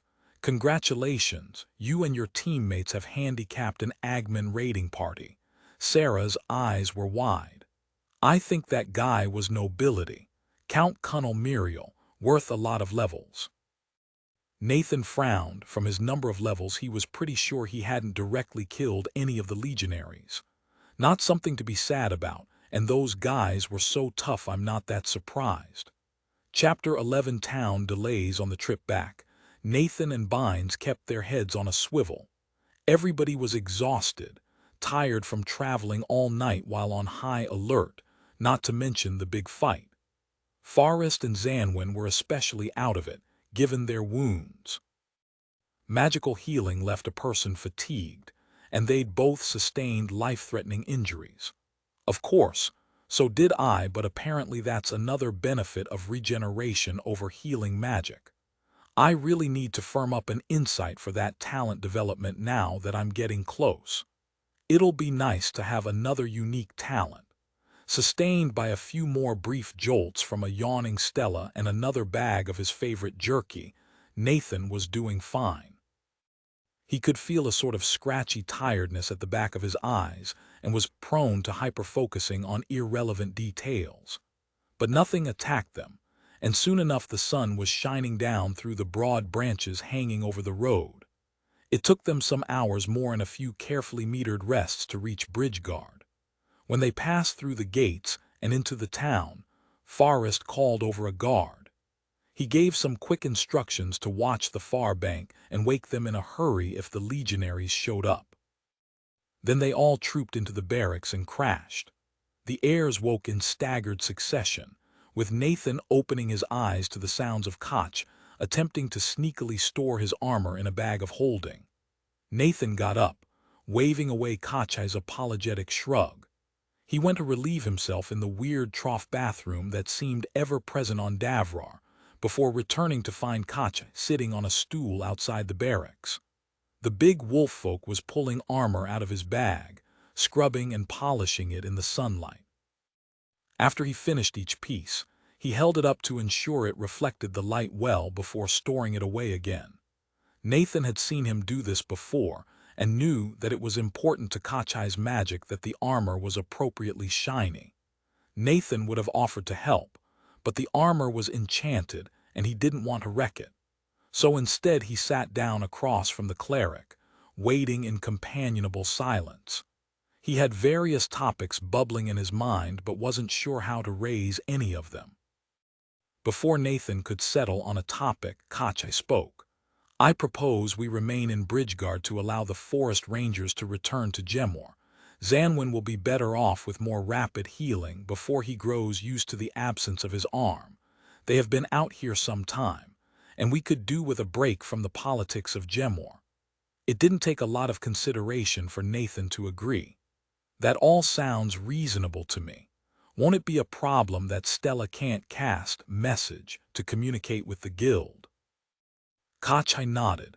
Yes, but I believe that it will help motivate her to learn or prompt our quick replacement by the guild. We are capable of standing off most threats when backed by the town guard. We do not need to walk our path so quickly. Do we need a break? Nathan looked out over a town that was winding down for the evening. Dinners were being made and people were sitting outside and laughing in the cool afternoon air, living peacefully. He thought about staying here for a while, protecting the town instead of practicing at the guild or going on missions. It would be nice to stay in a place knowing that he had saved it from violence. Satisfying. The answer from Kachai was thoughtful. We will survive if we do not rest. But yesterday we faced 2 difficult foes in the span of a day. We are going from fight to fight. We level quickly but without the chance to reflect on our performance, practice our new abilities, and plan our future advancement. Our strength will grow brittle if we continue. We have sworn to fight the endings, but there is no reason to sprint to that fate. He sighed, setting down a mirror-shining pauldron. Adventurers die, but it should be because they were unlucky, not because they took too little time to prepare. Yeah, Nathan agreed. That makes sense. Let's stay here for a bit. Use the time to train and plan. They sat in silence for a minute longer before Nathan formulated another question that had been on his mind. I asked some questions about message the other day. I think there's a chance I can help Stella learn it with help from an insight we never completed. The one that should give her light mana. The one where we had to almost carry her home after she nearly killed herself. Kachai looked down at the next piece of armor he was polishing, and while his tone was direct, it wasn't accusatory. Nathan shrugged. Yup, that one. I think I have a better way to explain it now. But her parents told her not to try it again for a while, and that they'd be the ones to help with it. I'm not sure their insights are compatible with mine, though. Kachai took some time to formulate his words before he spoke. We all wish to grow beyond what our parents have given us. Kia has told me that there will come a time when my path must diverge from hers, when I must stop relying on her insights. To avoid being a lesser copy of her, I will need to carve my own path with insights I shape to my own purpose. I always thought I would focus on defense and healing in contrast to her unstoppable holy sword, but I found myself swearing an oath to attack the endings instead of merely defending Gemor, so I do not know. He shook his head as if clearing a thought. But Stella, I think she may have a more difficult path to breaking free of her parents' influence. You have met them. They will hold onto their daughter and attempt to guide her beyond where they should. This is another reason to train here, away from the Guardian's influence. Nathan looked up, surprised at Kachai's words. You think I should go ahead with it, even if Dalo and Kullal would disagree? Kachai nodded. Yes. She has learned most of what Gemor knows of magic, following the path they set her upon. but you offer insights they had not considered and did not plan for. She should make her own decision. Offer your path and see if she decides to follow her parents' footsteps a bit farther, or if she decides it is time to begin carving her own, to become a mage of science or some such class. Nathan nodded, a decision having been made. Okay, I'll ask. Mage of Science would be pretty cool if a class like that exists. There were a few minutes of silence before they were joined by Sarah. She started whittling a pair of small legionary figures from some branches she'd picked up in the forest. "How you doing?" Nathan asked. She shrugged, keeping her eyes on her hands. "All right. Learned the name of a man I killed, imagined his future, his dreams." She raised the half-finished carving, examining it. Not filled with sadness, just going to need a bit of time to stare into darkness and grow accustomed to being a destroyer of life. The rest of the adventurers woke up over the next hour, drawn by their noses when a villager approached with a tray loaded with roasted fish stuffed with sliced fruit. The fish were fresh and the fruit juicy, so it was a good breakfast, dinner. They were going to need to fix their sleep schedules. Zanwin and Forrest had to be woken up to eat, but they fell on the meal with relish. Over the meal, Kachai proposed the plan, first asking if the other heirs thought it was reasonable. Nathan backed him up, and Sarah, Stella, and Arl quickly agreed. The forest rangers were more than happy to agree, already planning to leave the next morning.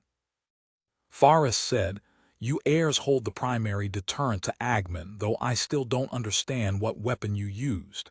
He gestured to Sarah. "As long as you can handle river cutters, siege boars, and some striped wolves, then you can safeguard Bridgeguard as well as we can. Let me introduce you to the village head."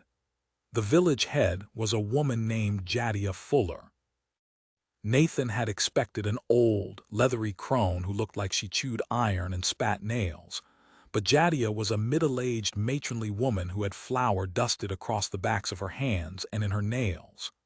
Forrest introduced her and let her know that the forest rangers would be heading out in the morning while the heirs stayed. Jadia took the news with some concern, wishing the forest ranger well. She then turned to the heirs and greeted them warmly, shaking each of their hands in a strong grip. She learned their names, pinched Arl's cheek, and gave each of them a cold roll stuffed with a vegetable and meat filling.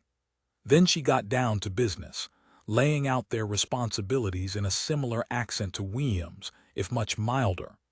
"The truth is that Bridgeguard is the only way to get across the Drakefish. It's our lot to control who gets across and collect taxes on anybody carrying goods. That's your real aim here. Back us up when some merchant fella wants to skip the tax. Also deal with any Agman soldiers or treeborn that get blood in their eyes." She gestured across the river. "You already done that part well enough." The woman sucked on her teeth for a moment. "We got our own guard, but they're mostly fishers or hunters that have some Davrar-granted skill with a bow or spear and can stand on the wall and yell loud if need be. We can deal with most things in the forest and river unless it's especially nasty. Might call on you for an angry siege boar, some stalkers, or if a big pack of striped wolves comes too close. See a castle bear and we might just sit in town and wait for it to go away. You folks won't know much about the river, but we might ask you to kill a river cutter," she shrugged. "Unless something weird floats in, but you handled the last one well enough." Jadia paused for a moment, thinking if there was anything else to say. That said it all. It's a pretty calm town, except for when it isn't. She flashed a slightly sardonic smile. "Just stay around town. We need to be able to fetch you if the lookouts see aught. Oh, and Miss Caxall, you wouldn't happen to know message, would you?" Stella shook her head, looking peeved. Nathan wasn't sure if she was annoyed at the question or annoyed at herself for having to answer in the negative.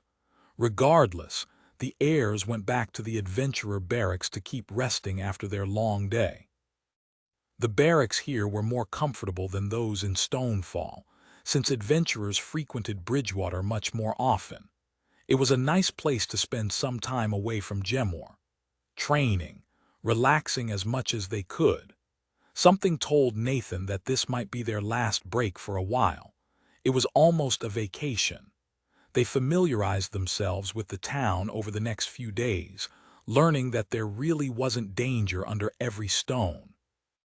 The striped wolves knew they'd get hunted down if they ventured within a dozen miles, and the fishermen knew their business. The heirs kept up their morning runs, racing around the town and across the bridge, then through the trees on the far side. They thought about swimming back across the river but heeded the warnings about carnivorous fish.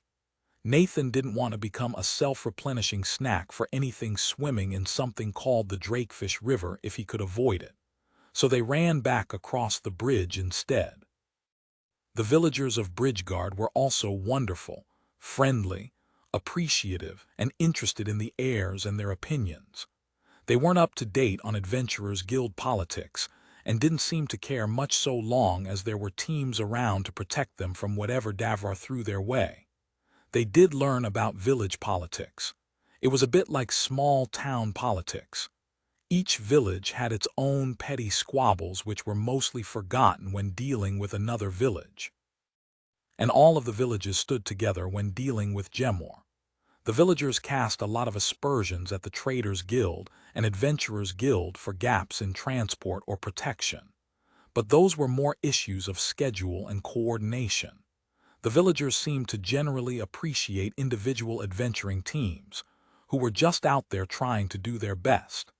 The heirs had already earned substantial goodwill. Vanquishing 2 significant threats within a day of coming to town would do that. Nathan enjoyed meditating outside the barracks. The sounds of the village and the gurgle of the river gave him more points of focus, while the break from politics and conflict allowed him to truly dismiss his tension and worries. He also spent a good deal of time considering his knowledge of biochemistry, in preparation for his eventual development of regeneration. He wanted to incorporate everything he knew about cellular biochemistry into the talent when it developed. His goals were poison immunity, anti-aging, and preferably the ability to make more fundamental changes to how his cells worked. He was assembling the insight piece by piece from his extensive knowledge of human biochemistry and cell biology, storing it in his memory for quick recall later. High-tier enhanced memory 4 achieved. Stella, can we chat about magic?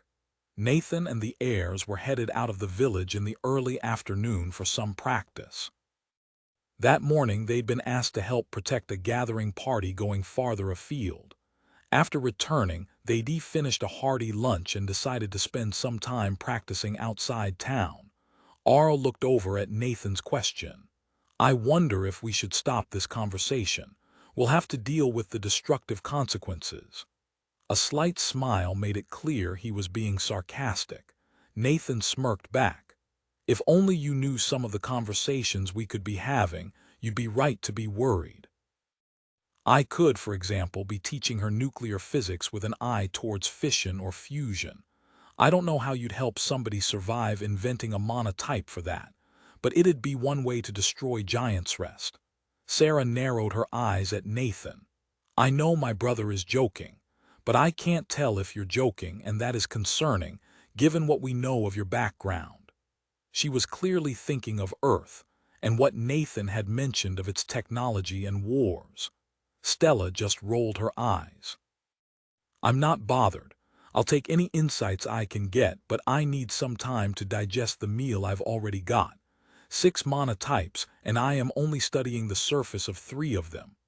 Which ones? Sarah and Arl asked simultaneously, looking curious. She counted on her fingers as she answered. Air.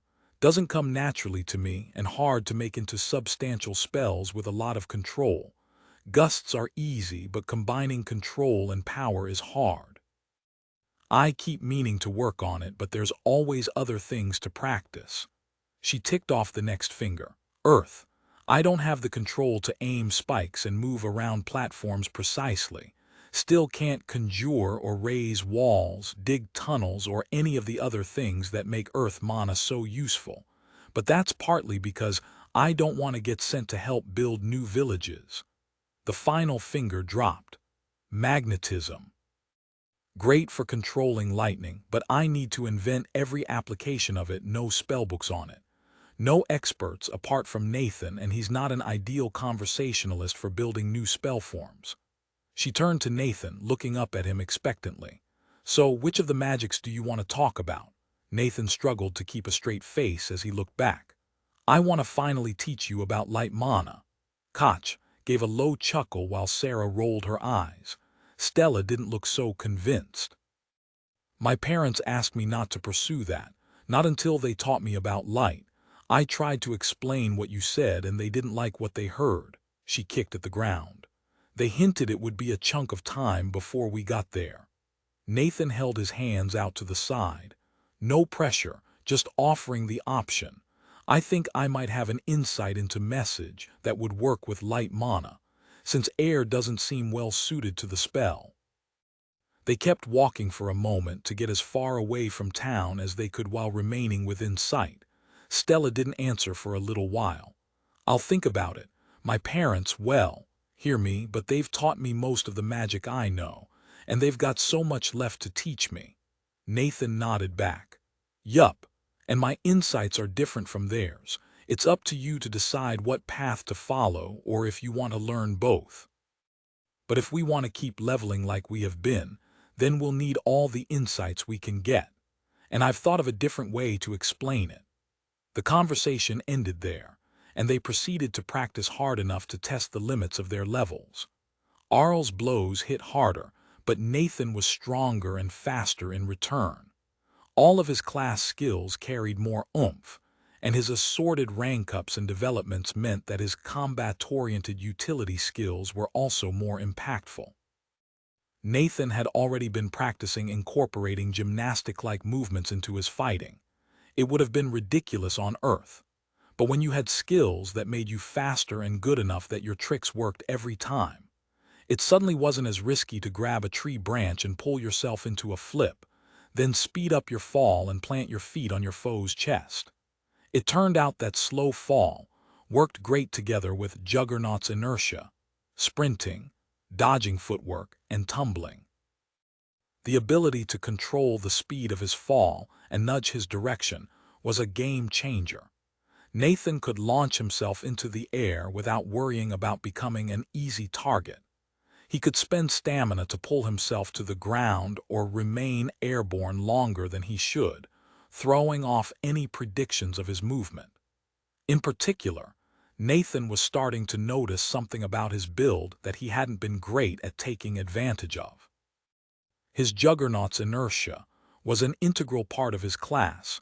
It amplified the power of Nathan's blows and synergized with Antimagic momentum to help him shatter any magic by simply having enough speed. But it didn't have that large of an effect when Nathan was standing in place. The class skill really became significant when Nathan was moving quickly, with the momentum of his whole body. It made his charges unstoppable. He now had two skills to help him gain speed quickly, sprinting and slow fall. It was a little weird that he could use slow fall to fall faster, but it was high tier. He had two skills to help him change directions quickly, dodging footwork and tumbling. And they were both more effective when Nathan had speed to work with. Remembering his last fight, a single legionary had given Nathan trouble when he'd stood and fought, and Nathan hadn't even beaten him, he'd just run away.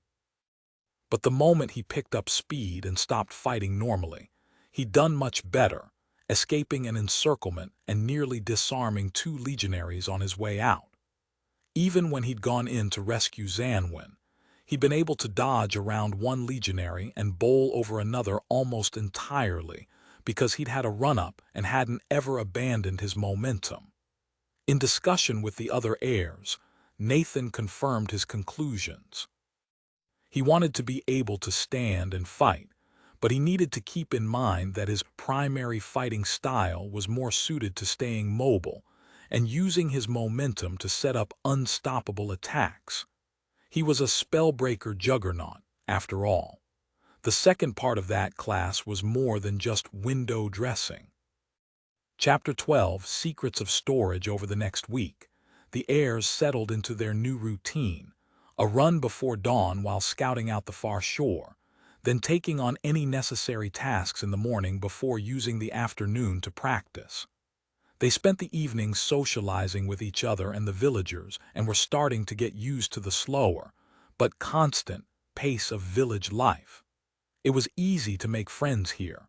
Arl in particular was popular with the local girls.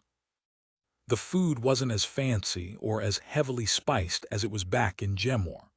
Regardless, Nathan found himself preferring to be away from the Adventurers Guild and its politics and gossip.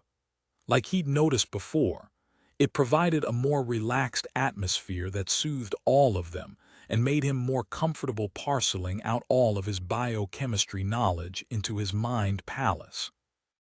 At first, they'd expected to be needed more, but eventually it sunk in that the heirs were here as a contingency, to have a combat-capable team ready to defend the bridge if needed.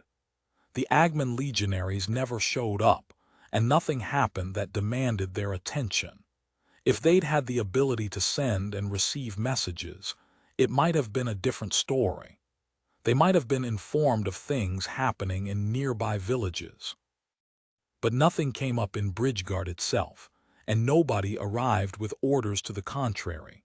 So they leaned into their practice. One afternoon, Arl, Katja, and Nathan rehearsed advancing under ranged attacks. Sarah was using her old arsenal to imitate a dozen bowmen, while Stella filled the air with elemental attacks. It wasn't anybody's favorite kind of practice, but it was necessary given some of the things they might face. Stella's spells tore up the forest, but they were some distance outside Bridgeguard and had confirmed nobody was around. Afterwards, Arl was slumped against a shattered tree with a large splinter in his leg. He grimaced as Kachai pulled the thick projectile and healed the wound. The swordsman looked up at Stella and gestured around at the carnage. "How much mana do you have? This should take more than you have at our level, especially since you're the lowest level of all of us." Stella glanced sheepishly around the devastated forest. "More than I'm supposed to have, yup." She looked down at her feet, kicking one heel with the other. "I think it's time to hear that secret spoken aloud. I know enough of your secrets." She faced them, eyes noting Katja, Sarah, and Arl before coming to rest on Nathan. "And you don't know mine." Everybody perked up at her words. Sarah had been about to give Nathan shit for being hit by a few arrows, but she closed her mouth and wiped away her sardonic grin. Kachai finished healing Arl and sat down next to the wiry man, crossing his arms and paying undivided attention to the short mage. Stella tossed her staff between her hands nervously, eyes flitting around. She spoke hesitantly, but she spoke. "There's a talent I have.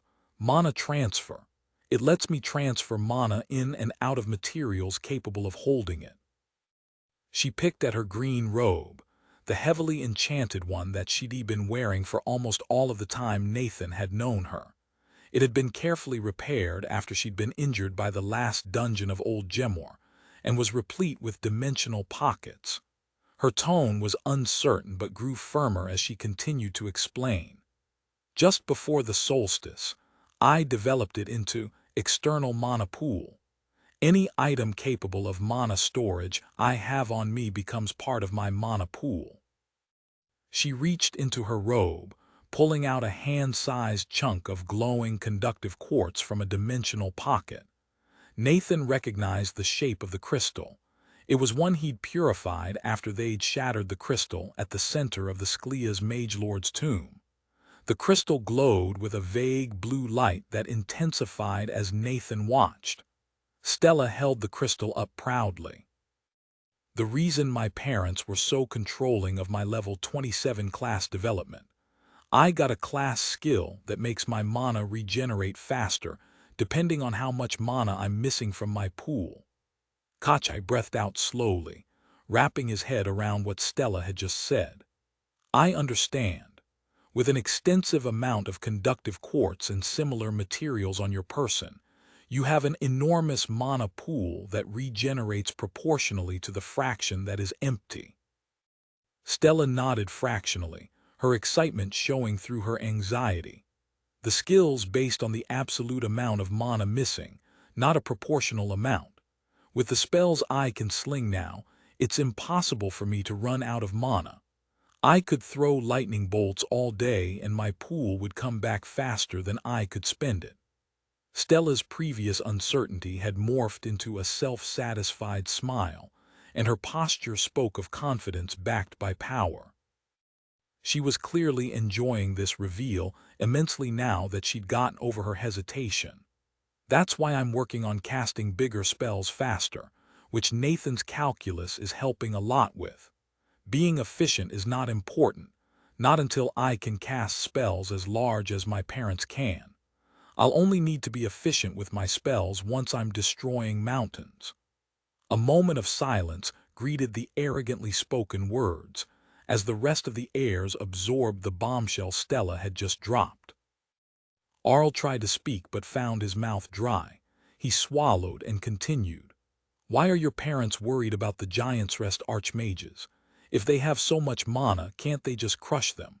Stella's grin slipped off her face, the mantle of infinite power evaporating from her posture.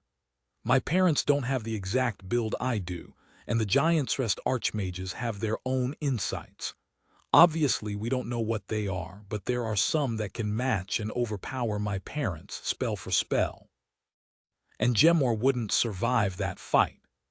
That brought the mood down, as it reminded them all of the likely catastrophic consequences of aggravating Giant's Rest.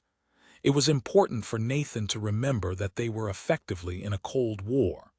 Sure, there were slave raids and lower-level adventurers like the giant traders nibbling around the edges, but the true elites didn't normally get involved. Because, while the elite Gemor adventurers could kill Giant's Rest archmages, there were more than a dozen archmages, and each could simply earthquake Gemor and the villages from a mile up. And the only reason they didn't was because the elite Gemor adventurers, people like the Guardians of Gemor or Phelan the Witch, would go to Giant's Rest and kill them in revenge. While a sufficiently powerful spell could level Gemor, it was much less likely to kill the Gemor elites. How will I get around that issue? Giant's Rest knows that I'm an adventurer of Gemor now, or at least Tial does. If I start acting against them, will they take it out on Gemor? Probably. But I can't think of a way around it. Phelan would be able to tell me more. If anybody knows, it's the leader of the assassins of Gemor. Nathan hadn't seen the intimidating assassin since the solstice. She'd been the first to give a eulogy on that day. According to tradition, the eulogy had been for Istin Bo, the founder of the Bo clan and first adventurer of Gemor to kill an archmage of Giant's Rest. The first assassin. Then the mysterious woman had vanished and left Nathan remembering her offer, that he could help her kill Giant's Rest mages once he leveled up past 81. Nathan looked around at the suddenly gloomy heirs. Taking that offer would probably mean leaving them behind, at least for a time. But it would be what he would have to do if he intended to follow through on the promise he'd made when he first came to Davrar, toppling Giant's Rest. He just wasn't sure he wanted to follow through if it meant the destruction of Gemor. Nathan was about to change the subject, but Kache beat him to it. Have you decided if you wish to learn of Nathan's offered insights? The big wolffolk asked. Stella pursed her lips, nodding. Yeah, I do. I think it will help me figure out what my style is, and if we keep leveling this way, I might not have the time to learn it properly from my parents. Kache nodded in agreement. Good. Message is a priority and our man from another world thinks he can help. He shrugged one armored shoulder. I have come to trust Nathan's insights. Everybody turned to Nathan. What? I feel like there's a lot of pressure on me now. I don't know if this is going to work, you know. Sarah spoke up from where she had started to whittle another piece of wood. Less pressure than being thrown into our last two fights. She mimed an object flying in a high arc before landing in an explosion. Nathan threw up his hands. Not really. How do you want to do this, Stella? She looked at him, exasperated. You're the one with the insight, don't you have an idea? I tried alternating electric and magnetic fields, but neither kind of mana had an effect on light.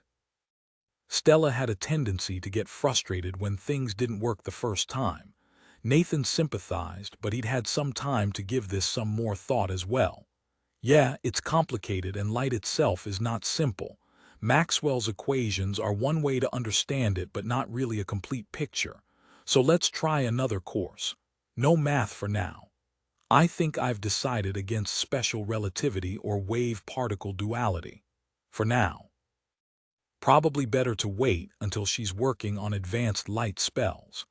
Following the pattern they developed earlier, Nathan spent the rest of the afternoon explaining to Stella how light was generated and absorbed. The rest of the heirs quickly peeled off to other forms of practice, letting Nathan fall into the Socratic method of teaching he liked best for one-on-one tutoring. The lesson focused on the interactions of photons with electrons.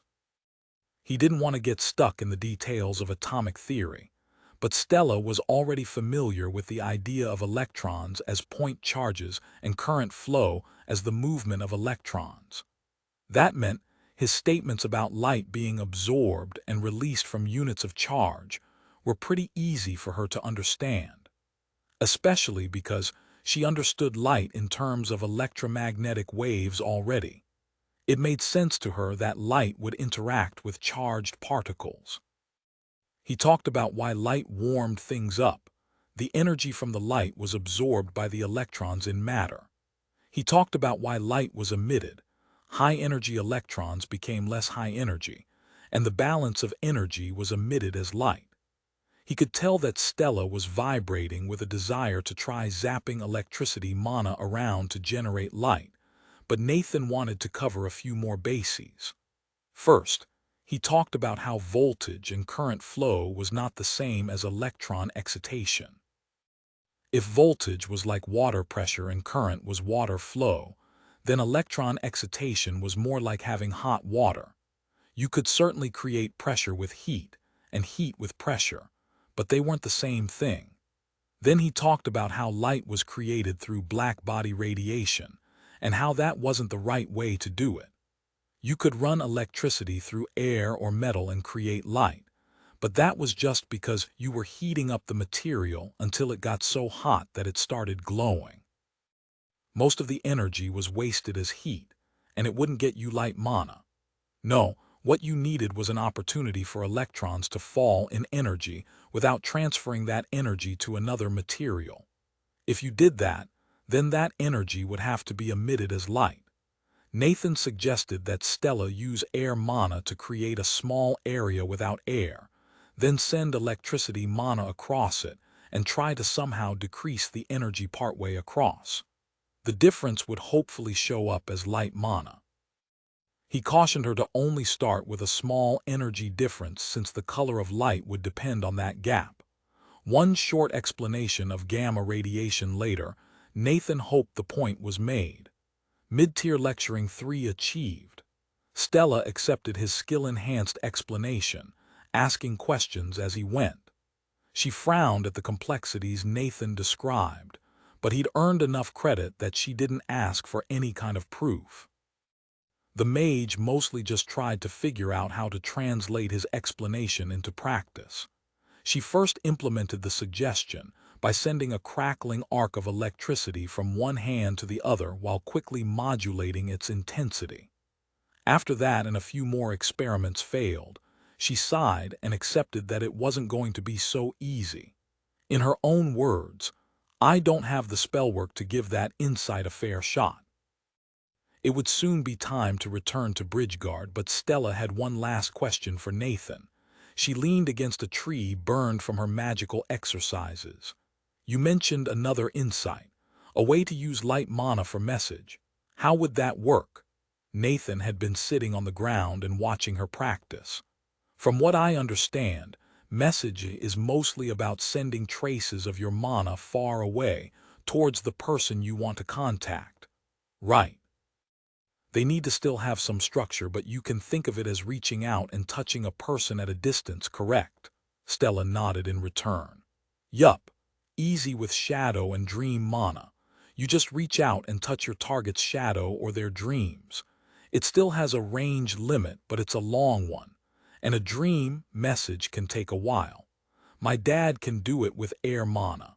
He talked about guiding a gust of wind across the sky to find your target and convey the message. She waved a hand through the air, imitating a leaf falling on the wind. I can't use air mana that well. It might take a few years of practice. She said that last part with a fragile casualness, like waving away a gaping wound with nonchalance. But I don't see how light could do better. Maybe if I can see the person I'm sending it to, but I don't see how's is useful. Nathan nodded, thinking of what he could say to encourage the mage. Yeah, well, I mentioned different colors of light, and how there's light above and below what we can see. Some of the really weak invisible light is called radio, and it bounces. It can bounce off the top of the sky as well as around on the ground. On Earth, we can use it to send messages long distances without needing line of sight. If all you need is a structured trace of your mana reaching somebody, then it should work. Stella shrugged. I'd be pleased to try it, but I need that light mana first. Practice seems like the proper solution. I know a lot about light. If this insight isn't enough, we'll figure out another one. Yeah, but Nathan, I've gotten used to taking insights from you without thinking as to debts, but this can't just be me learning. What sort of favor do I owe? Nathan blinked up at Stella. Her tone was troubled. She was clearly reflecting on how he was acting through the lens of traditional Gemor adventurers. She had realized they'd skipped past negotiation and was calculating how large of a favor she'd owe Nathan for sharing his insights. Nathan had the urge to stand and clap Stella on the shoulder, ruffle her hair, and tell her not to worry about it. But he didn't think that would properly address the issue, and he didn't want to condescend to his teammates. This was a real concern for Gemor adventurers. They kept track of a complex web of favors and debts in their society, with disputes mediated by duels. Instead of patronizing Stella and intruding on her personal space, he reached his hand up and she took it, leaning backward and putting her full weight into levering Nathan to his feet. Nathan stepped back, sighing and rubbing his hand through his own hair. Stella, you stood with me on the solstice, when I challenged Simla and the way the adventurers of Gemor work. You helped me win that duel and have faced mortal danger at my side. The rest of the heirs were approaching, gathering up to return to Bridgeguard, but Nathan wasn't quite done. He looked up, addressing the rest of the heirs. I know how the adventurers keep track of favors. I don't want to do that. I don't want to worry about our relationships being balanced. We have enough to worry about with the endings and monsters, not to mention Giant's Rest. I want to help you, and I hope you want to help me. To me, friends give without expecting anything in return. Nathan saw apprehension in the heir's eyes, and he pushed onwards. This isn't an ultimatum, but it's how I want to proceed. I want to win and help my friends do the same. There are secrets I won't share, but I don't expect payment for the insights I do share. And I want to be clear, I do not expect anything for this. One day I'll go to fight Giant's Rest, and I will not expect you to join me. High-tier earnestness achieved. Then he turned back to Stella. But in the meantime, I'll share every insight that seems like it might give us an edge in this conflict. And Kachai gave me an idea with his Mage of Science comment. So, Stella, let's talk about something called the scientific method the next time you work on light. Chapter 13. A field revisited. Their vacation continued, and the heirs doubled down on their training. It was the only thing to do. Nathan followed up on his promise and worked with the heirs to refine their insights with knowledge from Earth. Bridgeguard was well suited for those discussions, since there weren't any other adventurers around who might be interested. The villagers were also quite accustomed to giving the adventurers a lot of privacy, and it was easy to get out of the village to practice. Nathan talked over the basics of Newtonian physics with Arl, describing the conservation of momentum, with a special focus on his understanding of angular momentum. Arl already had an instinctive grasp of how acceleration and momentum worked, but Nathan worked on filling in the unintuitive edge cases that could potentially lead to new insights. For Sarah, Nathan didn't know a ton about long-range shooting, but he knew enough to describe most of the variables and start talking about how to correct for them. He explained bullet drop and windage, and they sketched out some math about how to deal with them. Stella was interested in some of that math as well, and they worked through it together so Sarah could start figuring out how to correct for long-distance shots. Nathan knew there was more going on than that, though he had no clue as to the details. He'd heard that altitude, temperature, and humidity were all important variables for truly long-range shooting, not to mention Coriolis's force. However, that worked in a non-spheroid world like Davrar. The goal here wasn't necessarily to teach Sarah to be able to do all of these things. It was to give her a stock of insights to use on developing her class and skills. Stella continued to practice with her new mana types in addition to trying to figure out Nathan's insight of light. He tried to guide her towards doing it scientifically, telling her to change one variable at a time and figure out some objective way to measure the effect of her tests. He even got her to get used to doing controls. In this case, that meant flowing electricity mana through her impromptu vacuum without trying to generate light, so that she had a baseline for comparison and knew when things weren't working. Mid-tier lecturing 4 achieved. Nathan answered Kachai's questions about religion on Earth, but he'd never been religious. He'd learned a fair amount about Christianity during his Western history minor, since it was impossible to understand the early modern era and the European Enlightenment without that context. But he'd only taken one theology class, and that had focused on the implications of religion for human bioethics. And I'm like 90% sure the professor was high most of the time. Regardless, Kachai didn't seem particularly interested in the monotheistic religions that dominated Earth. He was much more interested in the stories of pantheistic religions that Nathan knew about, as well as the separate philosophical and ethical frameworks that Nathan described. Nathan described the grand overviews of Norse, Egyptian, and Hindu mythology, as well as the general beliefs of Buddhism and Shinto. Kachai asked Nathan for his thoughts and was somewhat annoyed when Nathan described those religions as ways people came together to make sense of strange phenomena. They did end up talking for quite some time about various theories of deontological ethics. Kachai told Nathan of the gods of Davrar in return, or at least as much as Kachai knew of them. There were a lot of gaps, some gods that Kachai didn't know much about. But Nathan was surprised even this much had survived past the two endings, deicide and elements. It seemed that Davrar's pantheon had been large.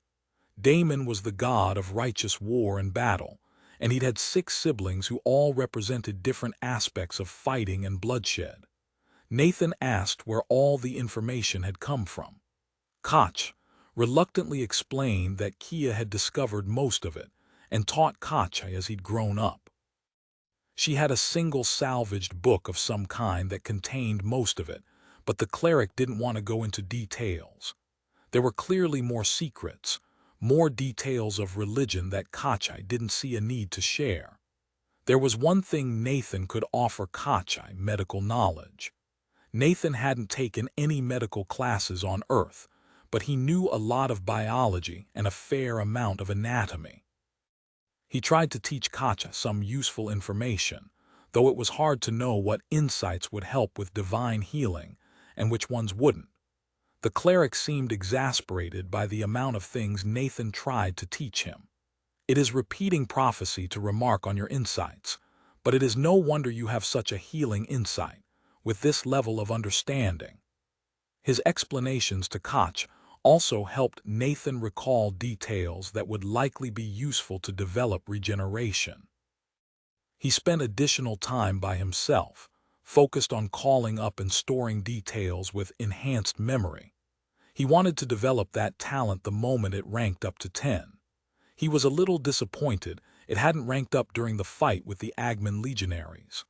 High-tier enhanced memory 4 achieved. Days passed without much to concern the heirs. They spent half of the day training and the other half relaxing or exploring the forest near Bridgeguard. It was fun and comfortable, like an ideal summer vacation. But every night before meditating, Nathan remembered Kia's words. This was a time of happiness that they'd look back fondly on. It was strange, having that thought bouncing around in his head. He imagined some future Nathan, bloody on a battlefield and recalling these weeks as the good times before everything went to shit. Did these weeks deserve being put on that pedestal? Nathan didn't know, but he tried to live each moment to its fullest, thinking about what that future version of himself would want him to be doing now. Eventually, they received a report of a siege boar snuffling around to the south. They headed out to intercept it before it came close to the town or the vegetable patches. The goal wasn't necessarily to kill it. Siege boars were dangerous, and its carcass would attract scavengers if it wasn't completely disposed of. Nathan had seen drawings and heard descriptions of the enormous animals before, but none of that really prepared him for the sight of a hairy hog as long as a semi-truck and significantly thicker. The creature should have looked ponderous and slow, but it was poised atop dense, muscled legs that looked capable of moving its barrel-shaped body at incredible speeds. The siege boar was busy eating the roots of a tree it had knocked over. Nathan gulped as he saw the creature casually rip apart the thick and knotted wood with enormous blunt teeth. It used its 6-foot-long tusks to dredge the ground and pull up a few buried roots. Some minutes later, the animal gave a satisfied grunt and sauntered away from the tree, leaving behind a fallen trunk attached to a denuded root ball. Arl spoke for all of them. At least it's headed away from Bridgeguard. They followed the siege boar for a few more hours, ensuring that it was headed away from town. Stella kept a light breeze blowing in their faces to prevent their scent from drifting towards the boar. It wasn't hard to keep track of it from several hundred feet away, even as the forest grew thicker and more wild. Nathan whispered the obvious question. Should we kill it? Probably worth some levels. Sarah can probably do it with a shot to the head. With these trees as obstacles, we can fight it normally even if it survives. Kachai looked back at Nathan from where he'd been studying the creature. Should we risk deadly battle for no other reason than to gain Davrar's favor? His voice was low but not judgmental. For what we want to do, Nathan replied, keeping his eyes on the siege boar. Low danger levels seem like something we can't turn down. Stella examined the enormous beast. We're far from Bridgeguard, the terrain is good. I want my next class development. Kachai rumbled uncertainty in the back of his throat before looking to Sarah. Can you kill it? Her dark eyes studied the boar, which was eating a thicket of berry bushes a few hundred feet away. I don't want to use an enchanted round, but I have regular rounds to spare. I want to get closer for a good shot, but this is a good chance to rank up some skills. She cracked her knuckles and looked around at her party. Let's kill this problem. They approached the boar slowly with Sarah leading the way. Arl and Nathan were close behind. They would be responsible for distracting the boar if it charged. Kachai was the farthest back, since he was the least stealthy in his armor. Arl handed Nathan a spear, and he clutched the rod of dark wood tightly. I really don't think this toothpick is going to do much against that wall of bacon.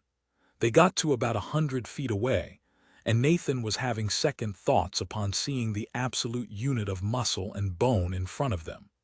But Sarah was already setting up, quietly lying down on a patch of moss and withdrawing the huge rifle from her bag of holding.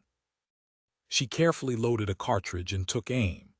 Nathan braced himself to have hundreds of tons of mammal charging in his direction.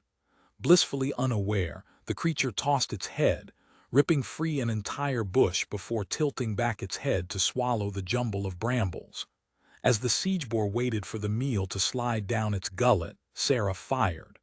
The bullet impacted the animal's eye, blowing flesh and bone out the other side.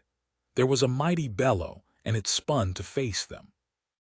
The brow of the siegeboar's face was a ruin, with one eye completely gone and the other half destroyed by the firearm. Sarah leapt to her feet and ran backwards as the boar moved in their direction. Its steps were unsteady, but it was picking up speed quickly. It wasn't coming precisely for them, but it was close enough that Nathan ran to the side to get out of its direct path. He called out, yelling wordlessly to pull its attention from Sarah. "I'm both more capable of dodging and surviving a blow from this thing. Regeneration has gotta be close to 10-2, so taking a blow and healing during combat might push me over that edge." The boar dug in its hooves to change course, but slipped as the ground beneath it became mud under a spell from Stella. The legs skittered, but there was too much momentum and too little coordination for the enormous beast to regain balance. It toppled to the ground and slid a short way, legs flailing. Arl popped out from behind a tree and ran towards the shuddering animal. He raised up a saber in a two-handed grip. Lightning boomed as he rammed the magical blade into the gushing wound that Sarah had left in the creature's skull. The massive animal spasmed violently, its head jerking and throwing Arl aside. The wiry man narrowly avoided being eviscerated one of the massive tusks as he flew through the air, but smoothly regained his footing and put some distance between him and the wounded creature. The sword remained planted in the siegeboar's skull, channeling lightning into the steaming wound. The boar tried to get to its feet, but was clearly uncoordinated and suffering from the weight of its injuries. Each time the sword sparked, its limbs flailed uncontrollably. But it was still moving, still an enormously muscled beast that could easily crush any of them. A line of intensely bright lightning connected Stella's outraised hand to the sword protruding from the siegeboar's forehead. The creature's muscles locked up, and it remained standing for a moment longer before the arc of electricity cut out. The monstrous animal slumped to the ground. The only sound was a slight hissing as pressure escaped its charred and split skull. "You have leveled up to level 67. Congratulations, your teammates have killed a siegeboar sow." Kachai's heavy footsteps squished into the mud that was quickly turning back to forest loam as Stella's spell expired. He looked down at their kill and his canine lips curved up. "Who wants pork?" The heirs were walking back to Bridgeguard after packing an enormous amount of boar meat into various dimensional storage spaces. Arl had done the butchering, and he'd mentioned being glad they'd found a sow, since the meat was cleaner and tastier. Stella was practicing her light spell, a faint jolt of electricity linking her hands as she wandered through the forest after them. Her attention was on the spell, and she'd almost walked into a few trees. Now she was following Nathan, relying on him to guide her around the obstacles. Arl was discussing dodging insights with Nathan, trying to pass on some of what he'd learned from Stanel, but Nathan held up a hand when he noticed a radiant heat on the back of his neck. He stopped and had to quickly sidestep to avoid Stella walking into him. She was frowning intently at her hands, seemingly oblivious to the world around her as she muttered, "Why is it warm?" A grin spread across Nathan's face as he parsed what was going on. He let out a relieved laugh, and Stella looked up at him as the spell faded. Her brows were still furrowed from concentration. "What?" His eyes were focused on her outstretched hands. "That heat means it worked," Nathan explained. "Light that's too weak to see feels like heat from a fire. We call it infrared. Do that again, but make the energy difference a little larger." Stella's eyes widened, the stray sparks in her pupils starting to dance. Her head snapped down and the dim flicker of electricity resumed. After a moment, Nathan could once more feel the warmth once more. It was like standing right next to a small space heater. Stella twitched a finger, face stern with concentration. The spell went out. She shook her head, braid whipping behind her as she recast the spell. The other heirs had noticed and stopped to watch. Arl was about to say something, but Katja held out a hand in a quieting gesture. Sparks once more danced between Stella's fingers, and she slowly drew her hands apart. The sense of heat returned, then faded as a bright red glow overwhelmed the faint blue-white of electricity. Stella's face morphed into a maniacal grin as she slowly moved her hands apart. The light went through a rainbow color progression, changing from red to yellow before phasing through green, blue, and finally purple. She kept moving her hands apart and the light faded from visibility. Nathan grabbed her hands, breaking the spell right as he felt a vague ache at the back of his eyes. "Stop! Light past the visible is dangerous." The rest of the heirs were blinking, and Nathan felt the tired feeling in the back of his eyes fade as his regeneration took care of the injury. Stella tugged her hands out of Nathan's, and he let them go as she rubbed at her own eyes vigorously. Well, she was staring into a strong ultraviolet light from just a foot away. No wonder. Shouldn't be much more damage than you get from looking at the sun for a bit. It should heal on its own, but why wait? Nathan stepped away. "Katja, I think her eyes need healing." The big wolf folk was on the case, having already given the other heirs faint jolts of healing. Once healed, Stella read invisible text and tears flowing from eyes that now shone with multicolored light. "I have light mana. It worked." She threw her arms around Katja, embracing him as he gently returned the gesture. She looked sideways at Nathan, smiling shyly. "Thanks." Everybody congratulated the short mage as she positively bounced around, shooting out flares of discordant light from her palms like a budget Iron Man. She was excited and was soon pestering Nathan to explain more about the different colors of light. He was eager to keep talking about it, and it was easy to explain. Stella already knew all the building blocks. She understood that light consisted of electromagnetic waves, and how those waves were formed of oscillating electric and magnetic fields. So when Nathan explained that the color of light was dependent on the frequency at which those waves oscillated, Stella quickly grasped the explanation. He further explained that the color was separate from the intensity, which was just a measure of how much light there was. So there was just as much energy in a light source that shone with twice as much light, but at half the frequency. Mid-tier lecturing 5 achieved. The rest of the heirs listened to the explanation with bemused expressions as Stella's experimental flares of light started cohering into individual colors. By this point they were approaching Bridgeguard, and they were looking forward to a grand barbecue upon their return. The town was as quiet as ever, with most of the activity occurring around the fishing boats out on the river. Arl was looking at Nathan with a sense of resignation.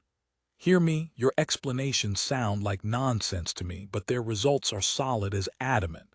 I've never heard of a mage under level 81 with 7 mana types." He counted on his fingers. "Force, fire, earth, air, lightning, light, and whatever this magnetism thing is." He shook his head with baffled wonder. Nathan grinned back at Arl. "Regretting your relationship with math." Sarah punched her brother in the shoulder. "You mean lack of one. I doubt it. He wishes math was a monster so he could kill it." The heirs strolled back into town with a lot to be happy about. They quickly set about looking for somebody who could fulfill their barbecue desires.